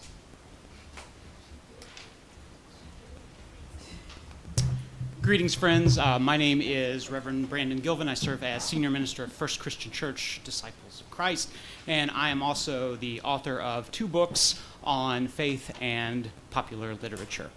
I have watched this conversation with great interest around the book review committee. It came first to my attention last year when I saw a conversation that the board was having in which it was mentioned that there were books that were considered troublesome, and I believe the words abbreviated as GD and MF were in particular mentioned as problems. As I continued to watch this conversation, it occurred to me that maybe the policy that has been introduced, that has been reviewed, doesn't quite go far enough. And that's why I would like to suggest that this board immediately remove and ban all copies of Oedipus Rex, also known as Oedipus the King, by Sophocles. Because this play, though it may not use, in the English translation, MF or GD, the main character literally embodies the word MF. And I think that that is inappropriate. We cannot trust the classical Greeks with our children. Now, admittedly, I've been a little absurd over the last couple of seconds, but that's because I believe that we have found ourselves in a completely absurd situation. We could be having a conversation with folks from across this community. We have an incredible children's hospital with child psychologists and pediatricians who could talk with this board and this general community about what age appropriateness actually is. We have a great university and small liberal arts colleges across this region where we could engage about the ethics of depicting violence, particularly gender-based violence, with professors of creative writing. But that's not the conversation that we're having. And I think that we really need to have a conversation that looks at this. Yes, we need to protect our children. Everyone in this room would say yes to that. But we also need to prepare our children. And part of that is STEM, part of that is literacy, but part of that is also cultivating what I would call a moral imagination. And that begins with the deep empathy and understanding of people who are nothing like you. And the best way to enter into building and cultivating a sense of moral imagination is by engaging difficult, challenging, and sometimes uncomfortable fiction. Because it opens up the possibilities of answering the question, what are you, fellow human being who is nothing like me, like? What is your dream? What are your challenges? What are the things in your community that you would change if you could? We don't cultivate moral imagination by taking books out of libraries or by telling young people that they can't be trusted in order to cultivate their own moral imaginations. Instead, what we are telling them, and I've said this a couple of times this week, we are telling them that we are the ones who cannot be trusted. So I encourage you to be thoughtful, to look to the whole community, this incredible, diverse, multicultural, multi-religious community of Chattanooga, Hamilton County, as you carve out the best policy for all of our families and for all of our children, as we think about what it means to teach kids to read and to teach kids to read well, not just for the sake of literacy, but for the sake of engaging and solving complicated problems in a complicated world that they will face as adults if they're not facing that already. Thank you for your time. Thank you. Next up will be Levi Jones. After him will be Caroline Mickey.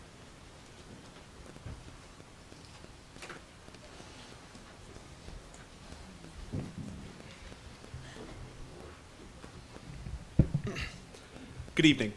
My name is Levi Jones. I'm a proud alumnus of the Saudi Daisy High School's 2020 graduating class, and I'm here today to discuss the policy written to establish committees with the intent to censor books.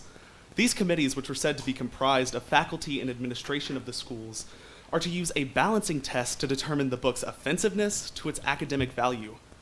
However, there is a huge flaw with this system. This entire argument is entirely subjective. Having this committee determine what is or is not offensive or worthy of academic value completely ignores the beliefs and views of every child in that school. Just because a student is underage doesn't mean they are not worthy of access to these materials.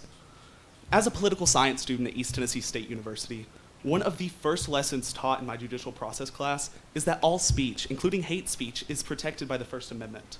And for those of you wondering why, it's because once you allow anyone to determine what is offensive or not worthy of protection, you open up several opportunities for the First Amendment to be infringed and for speech to be censored. Even at the last book recommendation committee meeting, it was quoted that constitutionally there is no way to determine what is offensive. And there is a reason for that. We should not be giving away the power to censor books and literature based on a relative scale of offensiveness and academic value. Also, even though these books may be hard to listen to or read, doesn't mean that they should be ignored. And I'm not going to stand here and spend my entire time citing inappropriate lines from books to try and sway your view on them. But I would, however, like to give a statistic from the Rape, Abuse, and Incest National Network.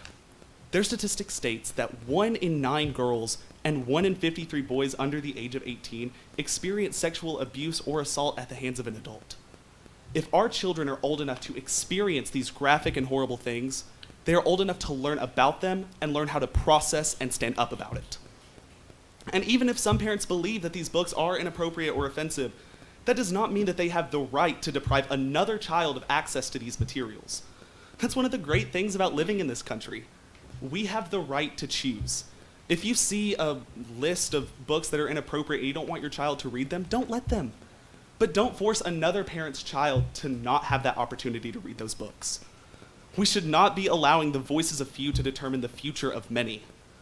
But if we allow these voices to win and ban these books from our schools, he will also be putting children from lower socioeconomic classes at a higher disadvantage. For some, these school libraries are the only means of reading these books that are not inside in classes. And not all students have the means of transportation to go to the public library and check these books out or buy them themselves. Hamilton County prides itself on the opportunities offered for its children, and creating stricter policies will strip this county of that title. Personally, I can gladly say that this county has provided many opportunities for me and has shaped me into who I am. And I would hate for this county to make national news once again in the state of Tennessee for the banning and censoring of books. This county has done so much good for its students, and that is not the publicity that we need. Plus, as seen with the book Mouse, the banning of books only makes them more popular. Knowing that books are banned makes people more inclined to buy them. So if you want to encourage students to go out and read books like Oedipus the King, be my guest. But overall, these committees and policies will be inhibitive to what they are trying to achieve. Board members, as stated in the quote behind you, all children thrive and experience a future without limits. But if we are actively limiting access to books because of their content, how can we ever say that as a county? So board members, I'm here to say that our county should be the leader in spreading the new ideas and beliefs, uncomfortable as they may be, to ensure that positive and impactful members of society come out of this school system. Thank you. Next will be Caroline Mickey.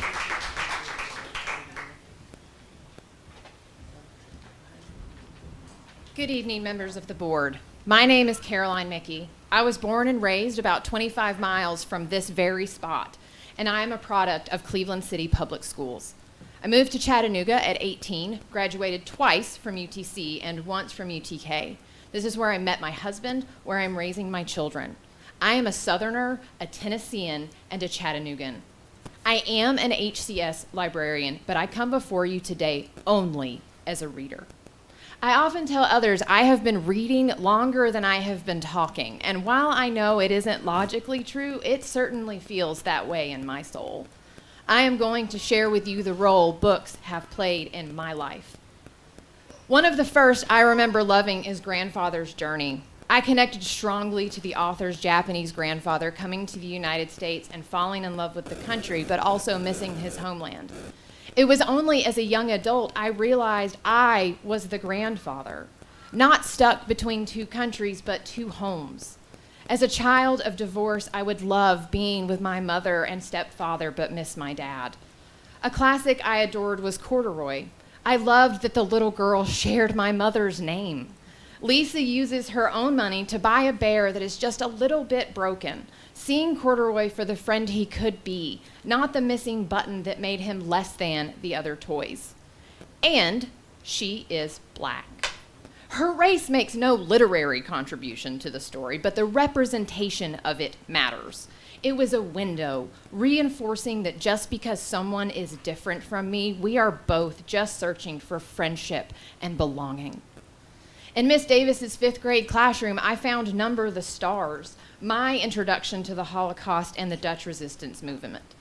It was the beginning of a lifelong journey of learning how people stand up in big and small ways against unfathomable bigotry and hatred.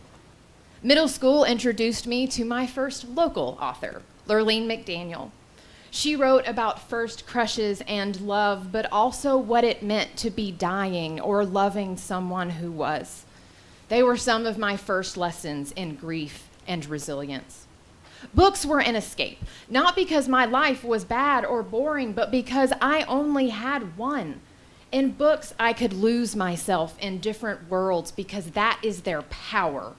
Some adults are afraid of that power because they do not realize how to harness it. In my teens, my stepfather gave me Go Ask Alice, a novel about a girl's descent into drug abuse. My stepdad knew that if I had questions, I was comfortable in coming to him. Literature is a safe, neutral ground to discuss uncomfortable topics in an objective way. I was fortunate to reach high school when young adult literature was finding its stride. When I read The Perks of Being a Wallflower, I learned literary techniques like the unreliable narrator and epistolary style. But so much more than that, I was introduced to hard things like sexual abuse, gay bashing, and struggling with mental health. Things I never experienced because I had the family I did. I was so privileged. I had 3 parents who loved and supported me, who bought me books and answered my questions, who trusted my librarians and teachers to fill in the gaps. My parents and educators were a team and I trusted them. But most importantly, most crucially, they trusted me. Trusted that I could handle the responsibility of my education. School was not without its challenges, but never, not once, can I remember a time when I was discouraged from reading about difficult subjects, exploring uncomfortable topics, and discovering for myself how I felt about the world. We are all trying to live in a world that changes almost moment to moment, struggling in a sea of opinion and choice, never fully knowing if we are going in the right direction. So we chart a course. And sometimes we get so focused on that course that we forget that we can be wrong and that it's okay to be wrong, to admit we made a mistake. It is hard, it is uncomfortable, it is necessary. We cannot grow without discomfort. We cannot learn unless we are willing to admit that we don't know, and in order for tolerance to flourish, we must be intolerant of intolerance. I heard once that fairy tales do not tell children that dragons exist. Children already know that dragons exist. Fairy tales tell children that dragons can be beaten. We have the opportunity to show our community that we stand up to dragons. We have the responsibility to teach our youth how to slay their dragons. I'm willing to stand in front of that fire. Are you? Angela.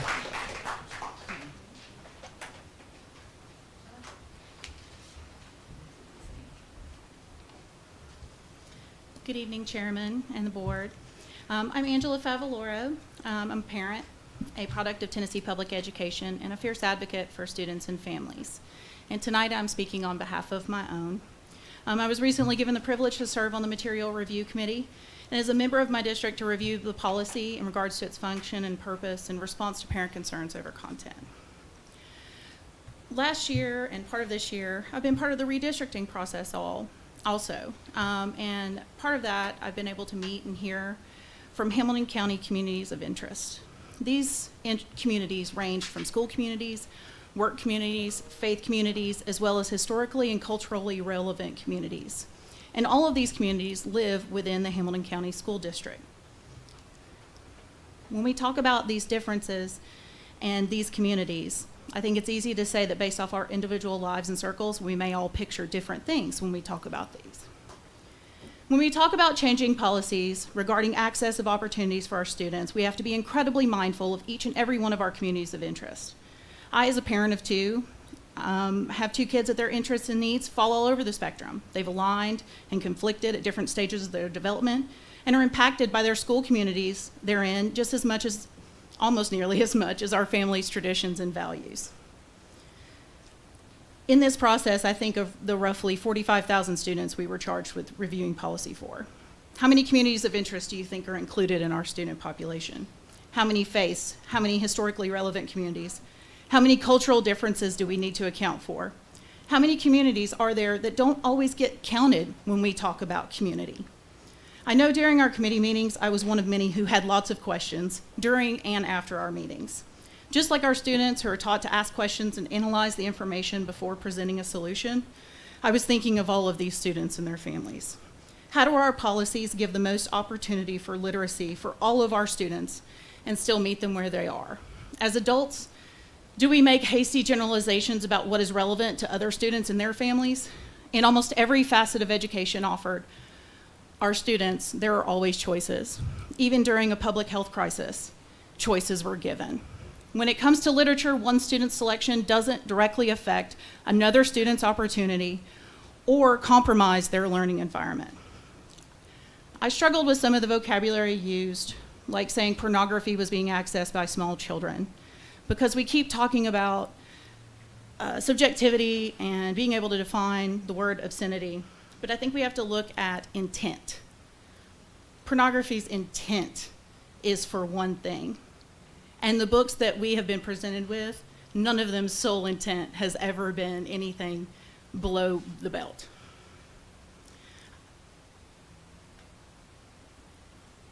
I understand that some of our communities of interest take issue with different things, but do all of them? Do we prioritize one community's level of offense over the choice of everyone else's? I'm not saying it's wrong to have concerns about what your child is privy to or want transparency, because I don't know a single parent who doesn't care about what their children have access to. We just have different ideas of what narratives and storytelling are for and their overall value. Some people have a notion that's very offensive to my family, that any reference to the LGBTQ family community is somehow harmful or sexual. My child is queer and very supported and loved in his communities. Being gay may be called a sexual identity, but as a kid at school, it's more about love and like than sex. Does anyone else's community get to decide if a book that the main character story is intertwined with the challenges and victories that my child experiences doesn't get to be there when they just have the choice to not read it? The same goes for some of the other communities that get left out of the all-encompassing word community standard as we typically use it, like those who face challenges and triumphs with skin color or gender. Stories of joy, excellence, struggle, and challenge may all have bits that are tough to digest, just like that of the lives of our students in all of these communities of interest. I can promise you that not one of these communities stands alone. We all overlap, and please make sure that your policy reflects the consideration of every single one of our communities of interest, not just those that you're interested in right now.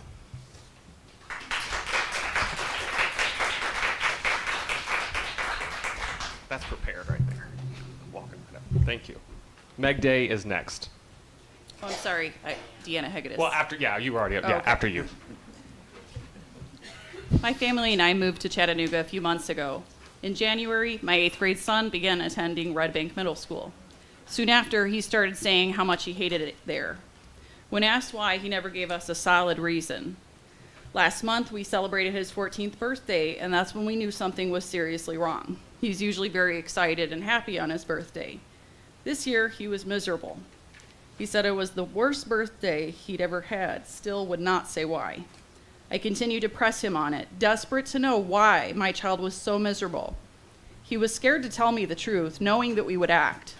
He was scared of retaliation. I had to make him promises that I wouldn't make things worse for him, begged him to trust me, that I would help him, that he would be glad that he told me. After about an hour of my reassuring him, he finally, reluctantly told me the truth, and I'll tell you, I've never seen my son so scared and so miserable in his 14 years. I found out he can't use the bathroom at RBMS. He was told to stay out or get beat up. He became quickly aware that the bathrooms were a dangerous place, and so he stayed out. The recurring message he received daily was he'd be beaten up if he were to tell the teachers of any of the rule breaking going on there. He saw kids cheating by copying one another's homework. He witnessed cheating during tests by kids Googling test answers using their Chromebooks. I asked him which classes these things were happening in, and he said all of them. How can we expect our children to learn in this environment? In science class, kids took that opportunity to vape during class and offered him to partake, again, threatening him with violence if he told. All around him were constant threats. He learned to keep his head down and say nothing about the lawlessness that he saw. My son felt threatened by the physical fighting happening all around him when these bullies make good on their threats. He said the kids fighting would get suspended a few days, then they would return and fight again. This, what's it called again? Restorative justice seems to do very little to deter this violent environment that our children are enduring every day. And I think it's time we find another approach. My son's 14th birthday was his very last day of public school. He was being spit on by the kid sitting at his table, while the other kid at the table laughed and cheered it on and threatened my son not to tell once again. Despite being threatened, my son finally grew sick of being spat on and finally brought it to his teacher's attention when she was walking by their table. Her response, okay, and kept walking and doing and saying nothing to address it. Next, this boy began attempts to snort mucus from his nose aimed at my son, to which he eventually succeeded and snorted green mucus onto my son's homework that lay in front of him. My child has spent years in public school and has never experienced the lawlessness, threats, and harassment that he experienced in, sadly, 1 month at Red Bank Middle School.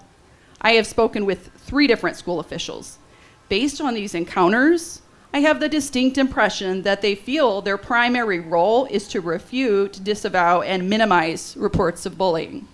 I pointed out to one school official a newspaper article where a young girl told her story of being bullied in the bathroom. I was told that this story was, quote, factually inaccurate. A great deal of time, in fact, was spent denying this child's own account of her traumatic experience. I asked another school official how many reports of bullying he has taken this school year, and he didn't know. I said, would you say it was a dozen or more? And he said yes, but after investigating those reports, many turned out not to be true bullying. So let me see if I have this right. A middle school child like my son comes forward about the bullying, deeply scared of the consequences. The child's parents report it to the school investigates, and then on, quote, many of those instances, they conveniently found it not to be true. Yeah, my son was right to be afraid. As a parent, I feel obligated to warn other parents about the risks their child may be facing. I've asked the school to send out a letter notifying parents of these potential risks and what they may do about it.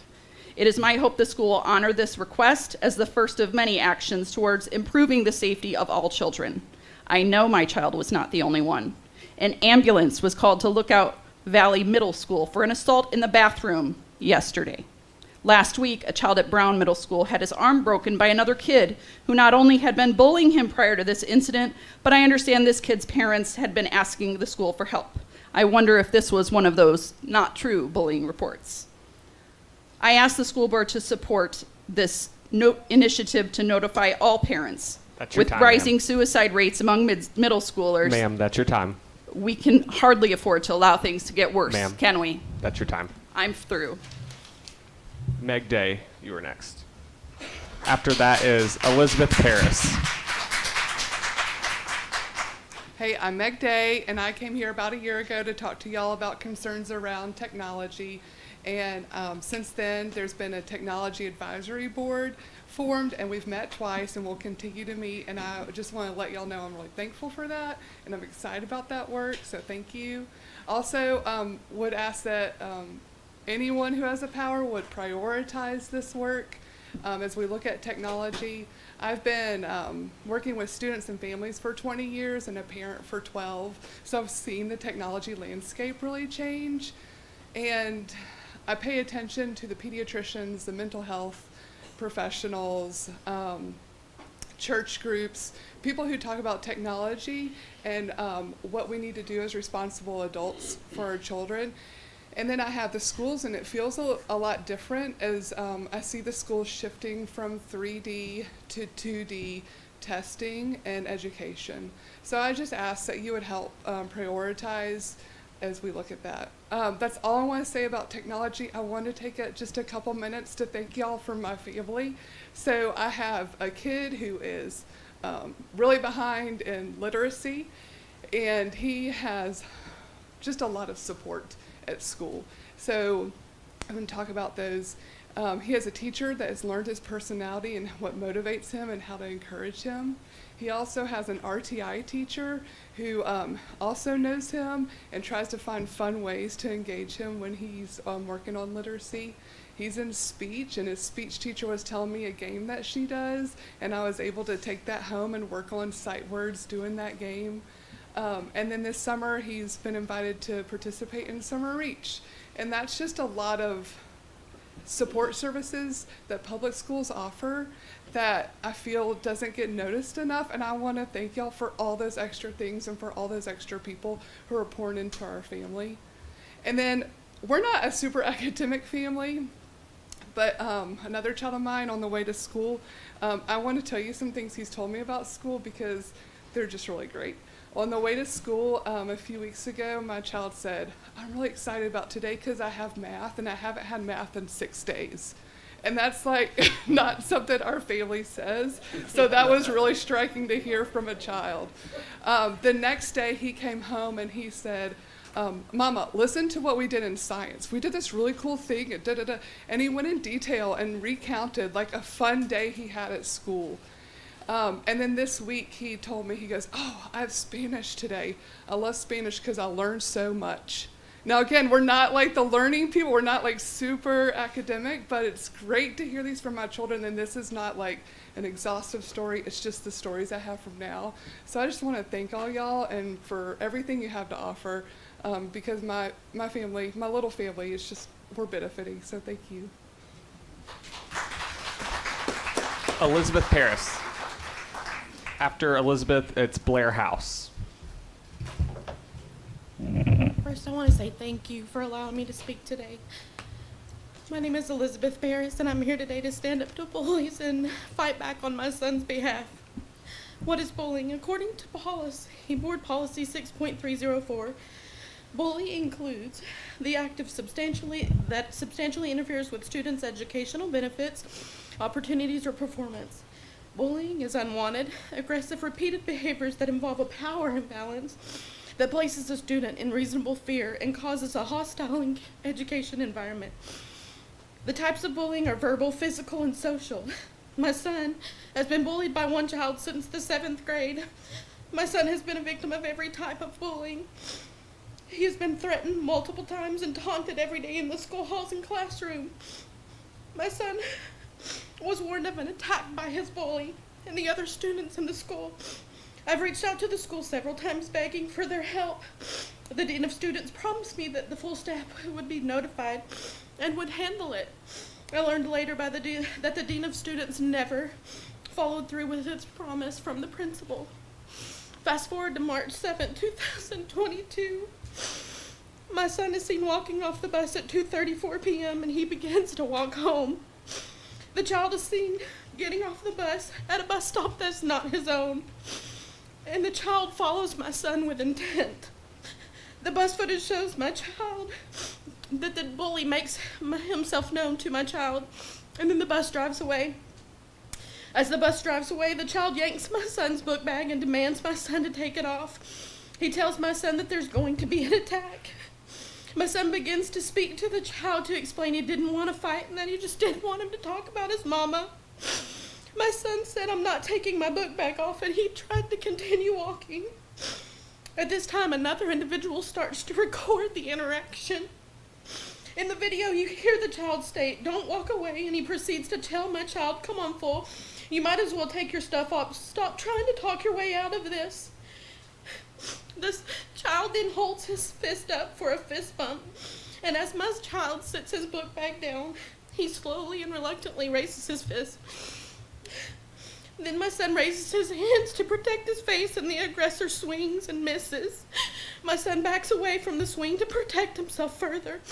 The aggressor then picks my son up, slams him against the ground on the concrete road, and begins to repeatedly hit my son in the head.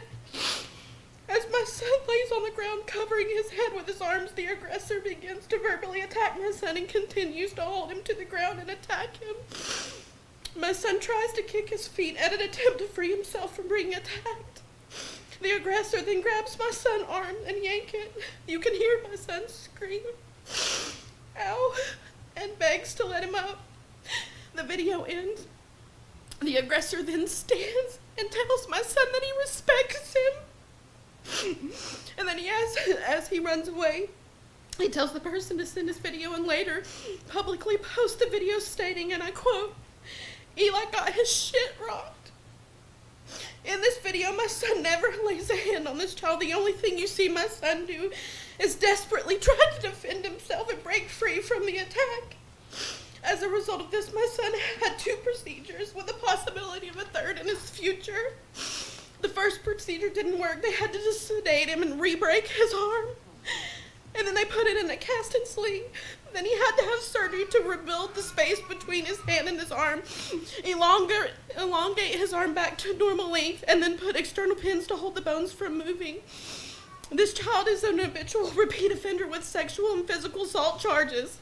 The child just recently returned from alternative schools and quickly resumed his normal routine of attacks. There seems to be racial injustice and discrimination here. My son was suspended for 10 days and not allowed on campus, yet the aggressor has been verified to be on campus many days since the assault and battery took place. Just recently, the aggressor was seen at the end of the R Road reenacting what he did to my son. The zero tolerance policy states on page 12 that staff and administrators are protected from such an attack. And without question, the student would be expelled for 1 calendar year. But nowhere in this policy are students protected if this happens to them, and that needs to change today.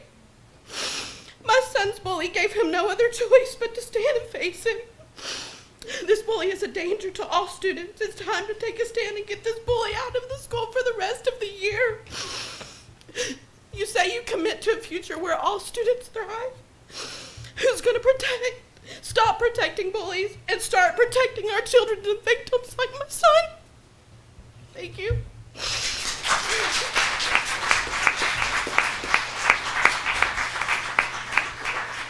Thank you. Blair House.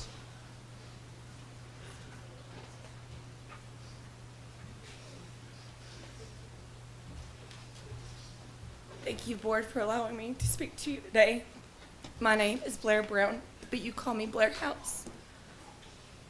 The past 7 months, my baby, he is 10 years old, has been attacked by a bully. 7 months. He has endured a busted nose. He's endured this boy pushing him down and hitting his head on the floor. My son has been bitten and scratched by this boy. I have done everything. I have changed his classes. I have talked to the school. The school's like, oh, I promise you there's separation enough they can't get to each other. But yet it's still happening. And yet now the bully's at bay. He has his friend bullying my son. How much more can my family take? My 10-year-old's on antidepressants because of this. My 10-year-old boy is suffering emotionally, physically, and mentally. He screams in his sleep, begging for this boy to stop hurting him. What is it going to take for y'all to step up and do something?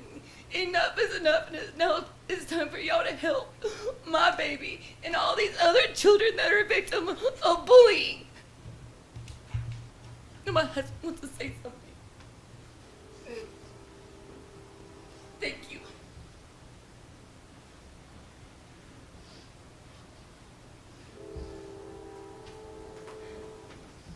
My son's name is Gilbert, and I tried first going through the teachers to get this to stop. Didn't work. Tried going through principals. Didn't help either. They absolutely assured me that they would be separated. Not separated at all. Tried to go through the superintendent. We got the brush off. Absolutely nothing happened about that. I have to get up with my kid at least once or twice a night because he's screaming and crying in his sleep. I've had to go get him. Just the other day, he was pushed face first into the basketball goal on purpose. Nothing done about it. It's my job as a father to protect my child. I'm doing my job. It's y'all's job to protect my child whenever he's at school and nobody's doing their job. I don't say that to be rude, but it needs to change today. I'm a fed up father. I've had enough. Thank you.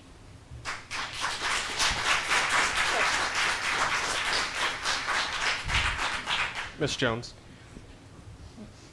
Do we know the schools? Because I know that I know we heard I heard Red Bank Middle. I didn't hear the school for the broken arm, and then the school with the 10-year-old. It's Eastridge Elementary. Okay, thank you.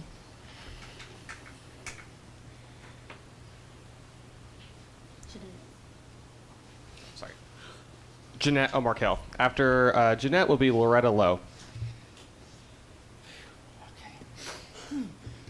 I'm here this evening to speak to a comment that was made last week that HCA no longer represents teachers. HCA has been representing and advocating for teachers in public education for over 100 years and is not going anywhere. Are we the only ones who advocate for teachers? No. We are a member organization, and other groups and teachers themselves are speaking to you and to the district. But HCA is still here representing and advocating, and we're not going anywhere. To clarify for the community, the reason we represent and advocate for teachers has not changed. It is even part of the district's strategic plan. Great teachers, great leaders. That equals great schools, high student achievement, and a strong community. But it must prioritize great teachers and great leaders. HCA represents and advocates to assure that we can work with the district to achieve what is best for our students. HCA is here to continue speaking up for the needs of the teachers so they can focus on the teaching and learning of your students. HCA is able to provide this support because we have access to resources from our state and national association. HCA has been a support to Hamilton County schools by providing resources and providing financial resources to support programs and training over the years.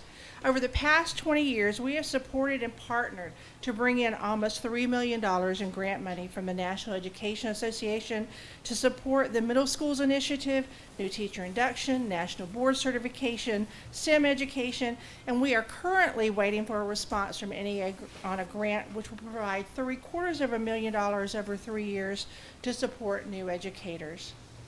HCA has been chosen for all Hamilton County teachers for over 75 years in contract negotiations and now collaborative conferencing. We have developed a very positive collaborative relationship that works to recruit and retain staff in Hamilton County. Great teachers, great leaders requires great compensation and great support from the community, the board, and the administration. The Memorandum of Understanding helps solidify that support. We help shed a light on areas that need strengthening in our collaborations. We know that students thrive when their environment is one that is positive and supportive. HCS as a whole strives for this on a daily basis. Teachers and leaders also thrive in a positive and supportive environment. This translates to lower staff turnover in schools and higher district retention, which we know is best for students. As you are starting the budget process and watching what is happening at the state level, HCA will be here to speak to the need for increased compensation for all certified and classified staff. We will continue to speak up for respecting teachers as professionals. We will continue to speak up for respecting teachers' time. We will continue to speak up to stop the test and punish culture that has been created in Tennessee. We will continue to speak up for what is right. You may not see all that we do as much as behind the scenes and in conversations with district leaders, but we are here and actively advocating on a daily basis. Again, HCA is still representing teachers in Hamilton County. We're not going anywhere. We are here to support public education. We are here to support what is best for schools. We are here to support what is best for children. Great teachers, great leaders equal great schools, equal great student achievement, equal a stronger community. Thank you.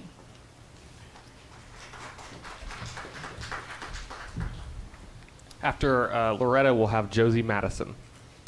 My name's Loretta Lowe, and I want to thank all of y'all for letting me address the meeting today. I've got a few concerns and questions. Some is fact, and some is what I'm about to say is my opinion. Participating in sex is illegal for anyone under 18 in Tennessee. That's a fact. Sex is meant for adults. That's a fact. Talking about sex, reading about sex, so basically anything related to sex is not needed in the lives of children, and certainly not appropriate in school. So I'm confident that the new policies will remove the grooming from the schools, including the sex clubs, like the GSA club at Hunter Middle School. Audience, please. The GSA club, I'll continue there. The GSA club, that stands for Gay Straight Alliance, which is a club that's advertised at Hunter Middle School on posters in the hallways that tells when and where their meetings are being held. Schools must stop promoting sex, as it is illegal for kids. Audience. I had two issues, but I think HB 1944 will address my first issue about obscene and porn materials in our schools. So, and I am today formally complaining and bringing awareness to sex clubs, whether it be gay, straight, or whatever. It's sex clubs. So now I'll skip down to part 2 of my concerns. It has to do with Tennessee Law Code 49-6-4503 and Code 49-6-4504, which are the bullying laws. According to chairperson of the Hamilton County Commissioner's Office, Sabrina Smedley, her statement's not mine, quote, gangs are introduced to kids in elementary schools, and then middle schoolers are joining the gangs, end quote. Knowing this, and with the policies that we currently have, are our kids really being protected at school from violence? Do we have gang units currently in place that identifies these gang members that are in our middle schools or high schools? Are the discipline policies really addressing the level of violence that is happening? Gang activity is allowed 6 offenses before on the 7th offense it becomes a 1-year suspension. Yet a bully victim faces up to 30-day suspension if they defend themselves according to a policy of mutual combat fighting. Recently, we've had cases of bullying that have addressed this board even today, and after going through all the channels required by HCDE policy, they have caused students to be removed from school and now are homeschooled or forced to change schools. Is it possible that we need to adopt new or change some of the policies to address the bullying and the gang activities so that the punishment reflects the violent crimes? This is where it's going to get personal for me. Recently, my granddaughter was the victim of bullying. The bullies threatened her repeatedly at school, and she reported it repeatedly. Staff physically walked her to class at times. She couldn't even use the restroom without being harassed or threatened to being beaten up. This group went as far as to make up a fake TikTok accounts where they would pretend to be her and then use those fake accounts to post racist, homophobic comments on other students' TikToks. This is a very dangerous, and it can cause a victim to become seriously hurt or killed if by chance one of the gang members decides to attack. Thankfully, she is now out of Hunter Middle School where this was happening, but sadly she was forced out because of these bullies. This is not hall chatter anymore. This is not school drama. I'm sure the bullies have a new victim by now. And it's also my understanding that there's a teacher at Hunter Middle School that has also became a victim to this very same thing of a fake TikTok account made up and then commenting on other students' posts as if this teacher was racist and or homophobic. This behavior could end this teacher's career or get students seriously injured, so I respectfully ask that the policies be revisited about bullying and be taken more seriously. What starts as bullying or harassment most often turns to assaults on a victim. I saw the video of a young man at Brown Middle School just a couple of weeks ago that was assaulted near his bus by a bully.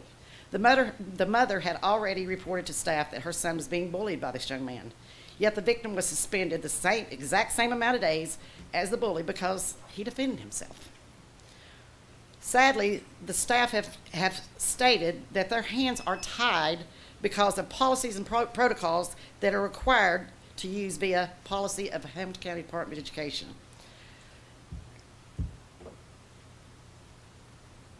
Any student that commits aggravated assault That's or your commits, time, ma'am. I gave you 10 extra seconds for the interruption. Next, we have Josie Madison. After that, we will have Heather Madro.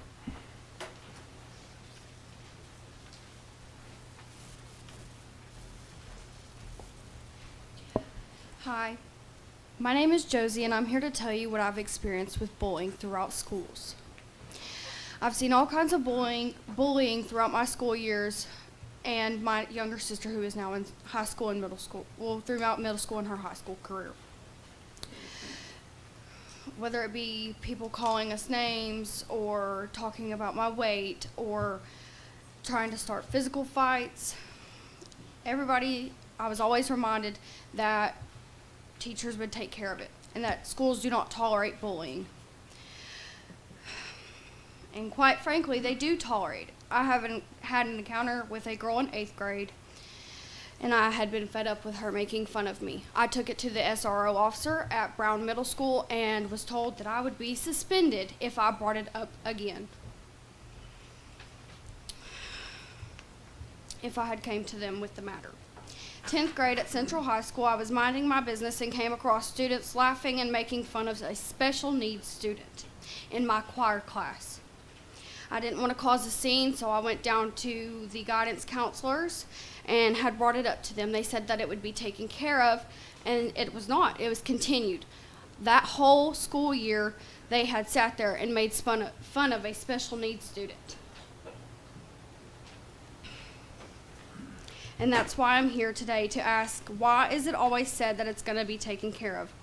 Why is it that y'all are based on telling kids that they have a safe learning space when reality speaks, we actually don't? Why is it that kids are having to deal with this in school because no one actually will stand up and have it taken care of?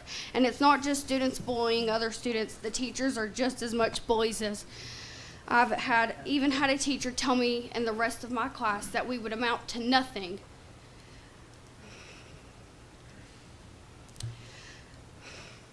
I was always told to do and go to teachers and principals about this, and it was never taken care of.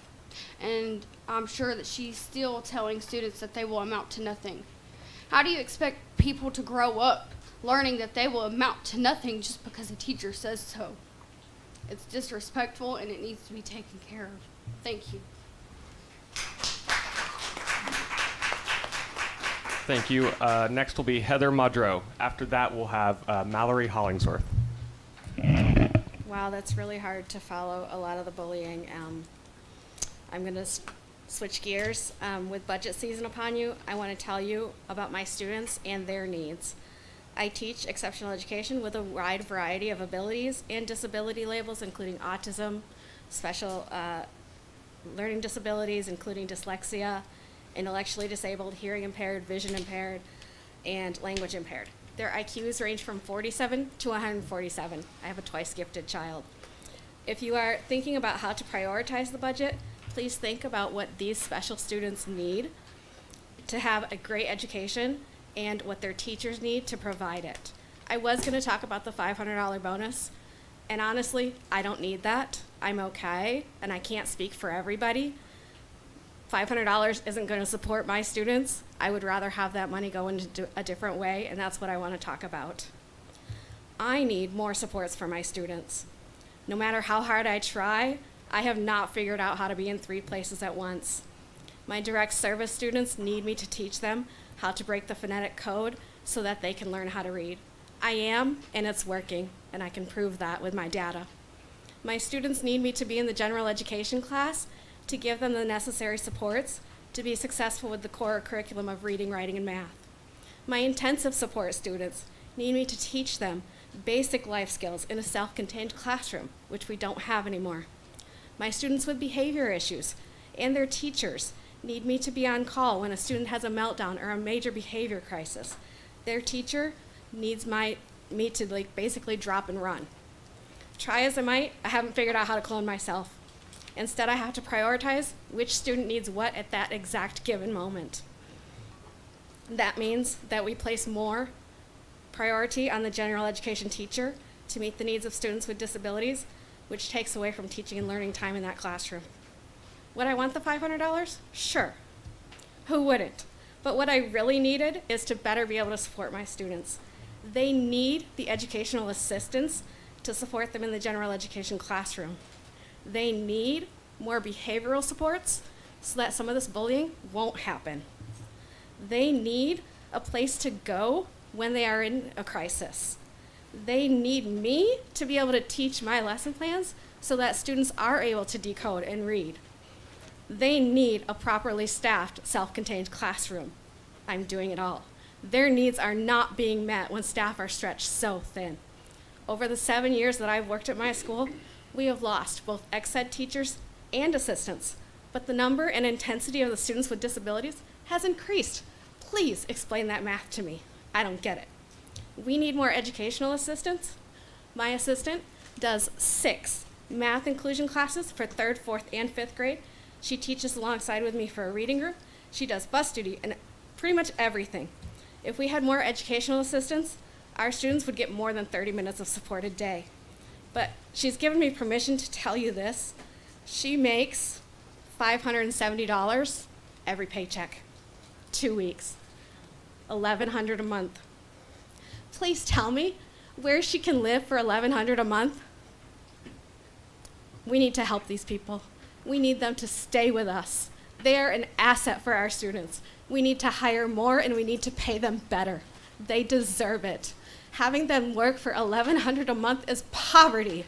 Shame on us. And if I got that $500, that's who I would give it to. My assistant. I can't do my job without her. My students need her and I need her, and we need more just like her. Thank you. Next will be Mallory Hollingsworth.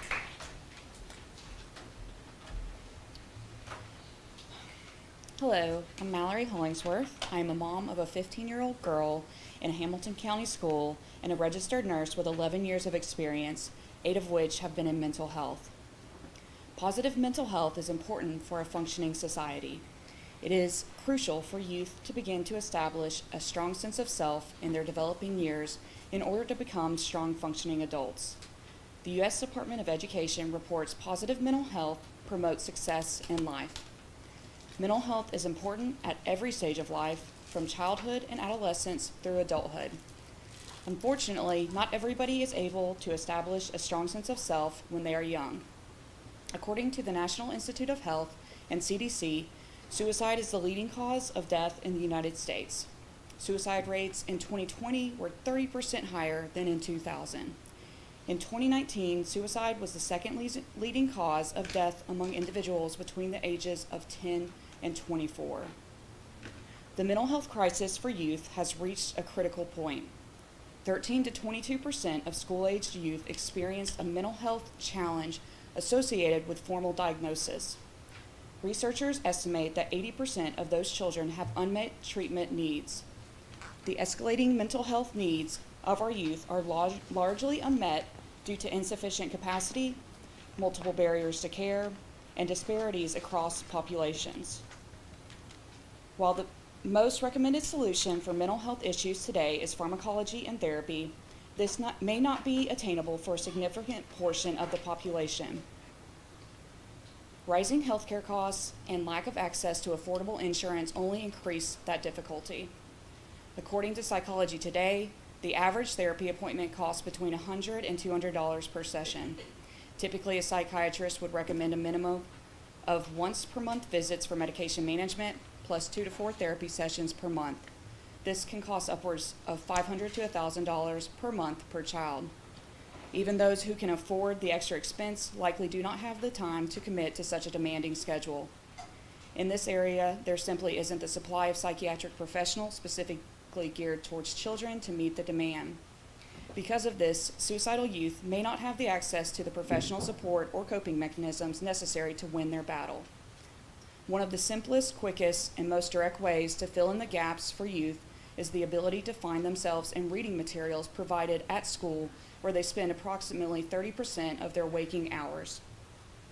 A book in your school library that talks openly about suicidal ideation and coping can be the representation a struggling youth needs to feel seen, connected, and most importantly, not alone to help them through such dark times. Parents of children within the school system have the ability to petition for review of books they feel are inappropriate or opt out of a particular book that is being used as education material for their child, as the policy is. Parents who do not have children in the public school system do not have this ability. The problem with a few people attempting to ban books they feel are inappropriate is that they are making a decision for many without the experience of many. The fact is, children are always going to have access to materials and ideas that parents don't like or approve of. Attempting to control and/or limit this access generally only brings more intrigue to the subject. I prefer a child to reach this material under the safety of a school library where it has been peer-reviewed and approved, where there is the option of many different adults and classmates that they can reach out to as opposed to alone. If a child is shielded from an appropriate channel for materials such as a school library, they would turn instead to material they have found on the internet that isn't approved by anyone and can cause more harm than good. There are many benefits to having reading materials available to kids. Thus, it is very difficult to consider banning materials that have already been cleared as appropriate. I argue that not only do we need to step forward with tremendous caution regarding removing difficult materials, but actually add to it so that our youth can find their life-saving connection when everything seems so lost. It is our ethical responsibility as members of this community to fight against such a significantly devastating outcome as suicide with all available resources. If you are really concerned about protecting our kids, you will support providing valuable reading materials that could save someone's life. And if you or someone you know is struggling, please contact the National Suicide Prevention Lifeline, 1-800-273-TALK.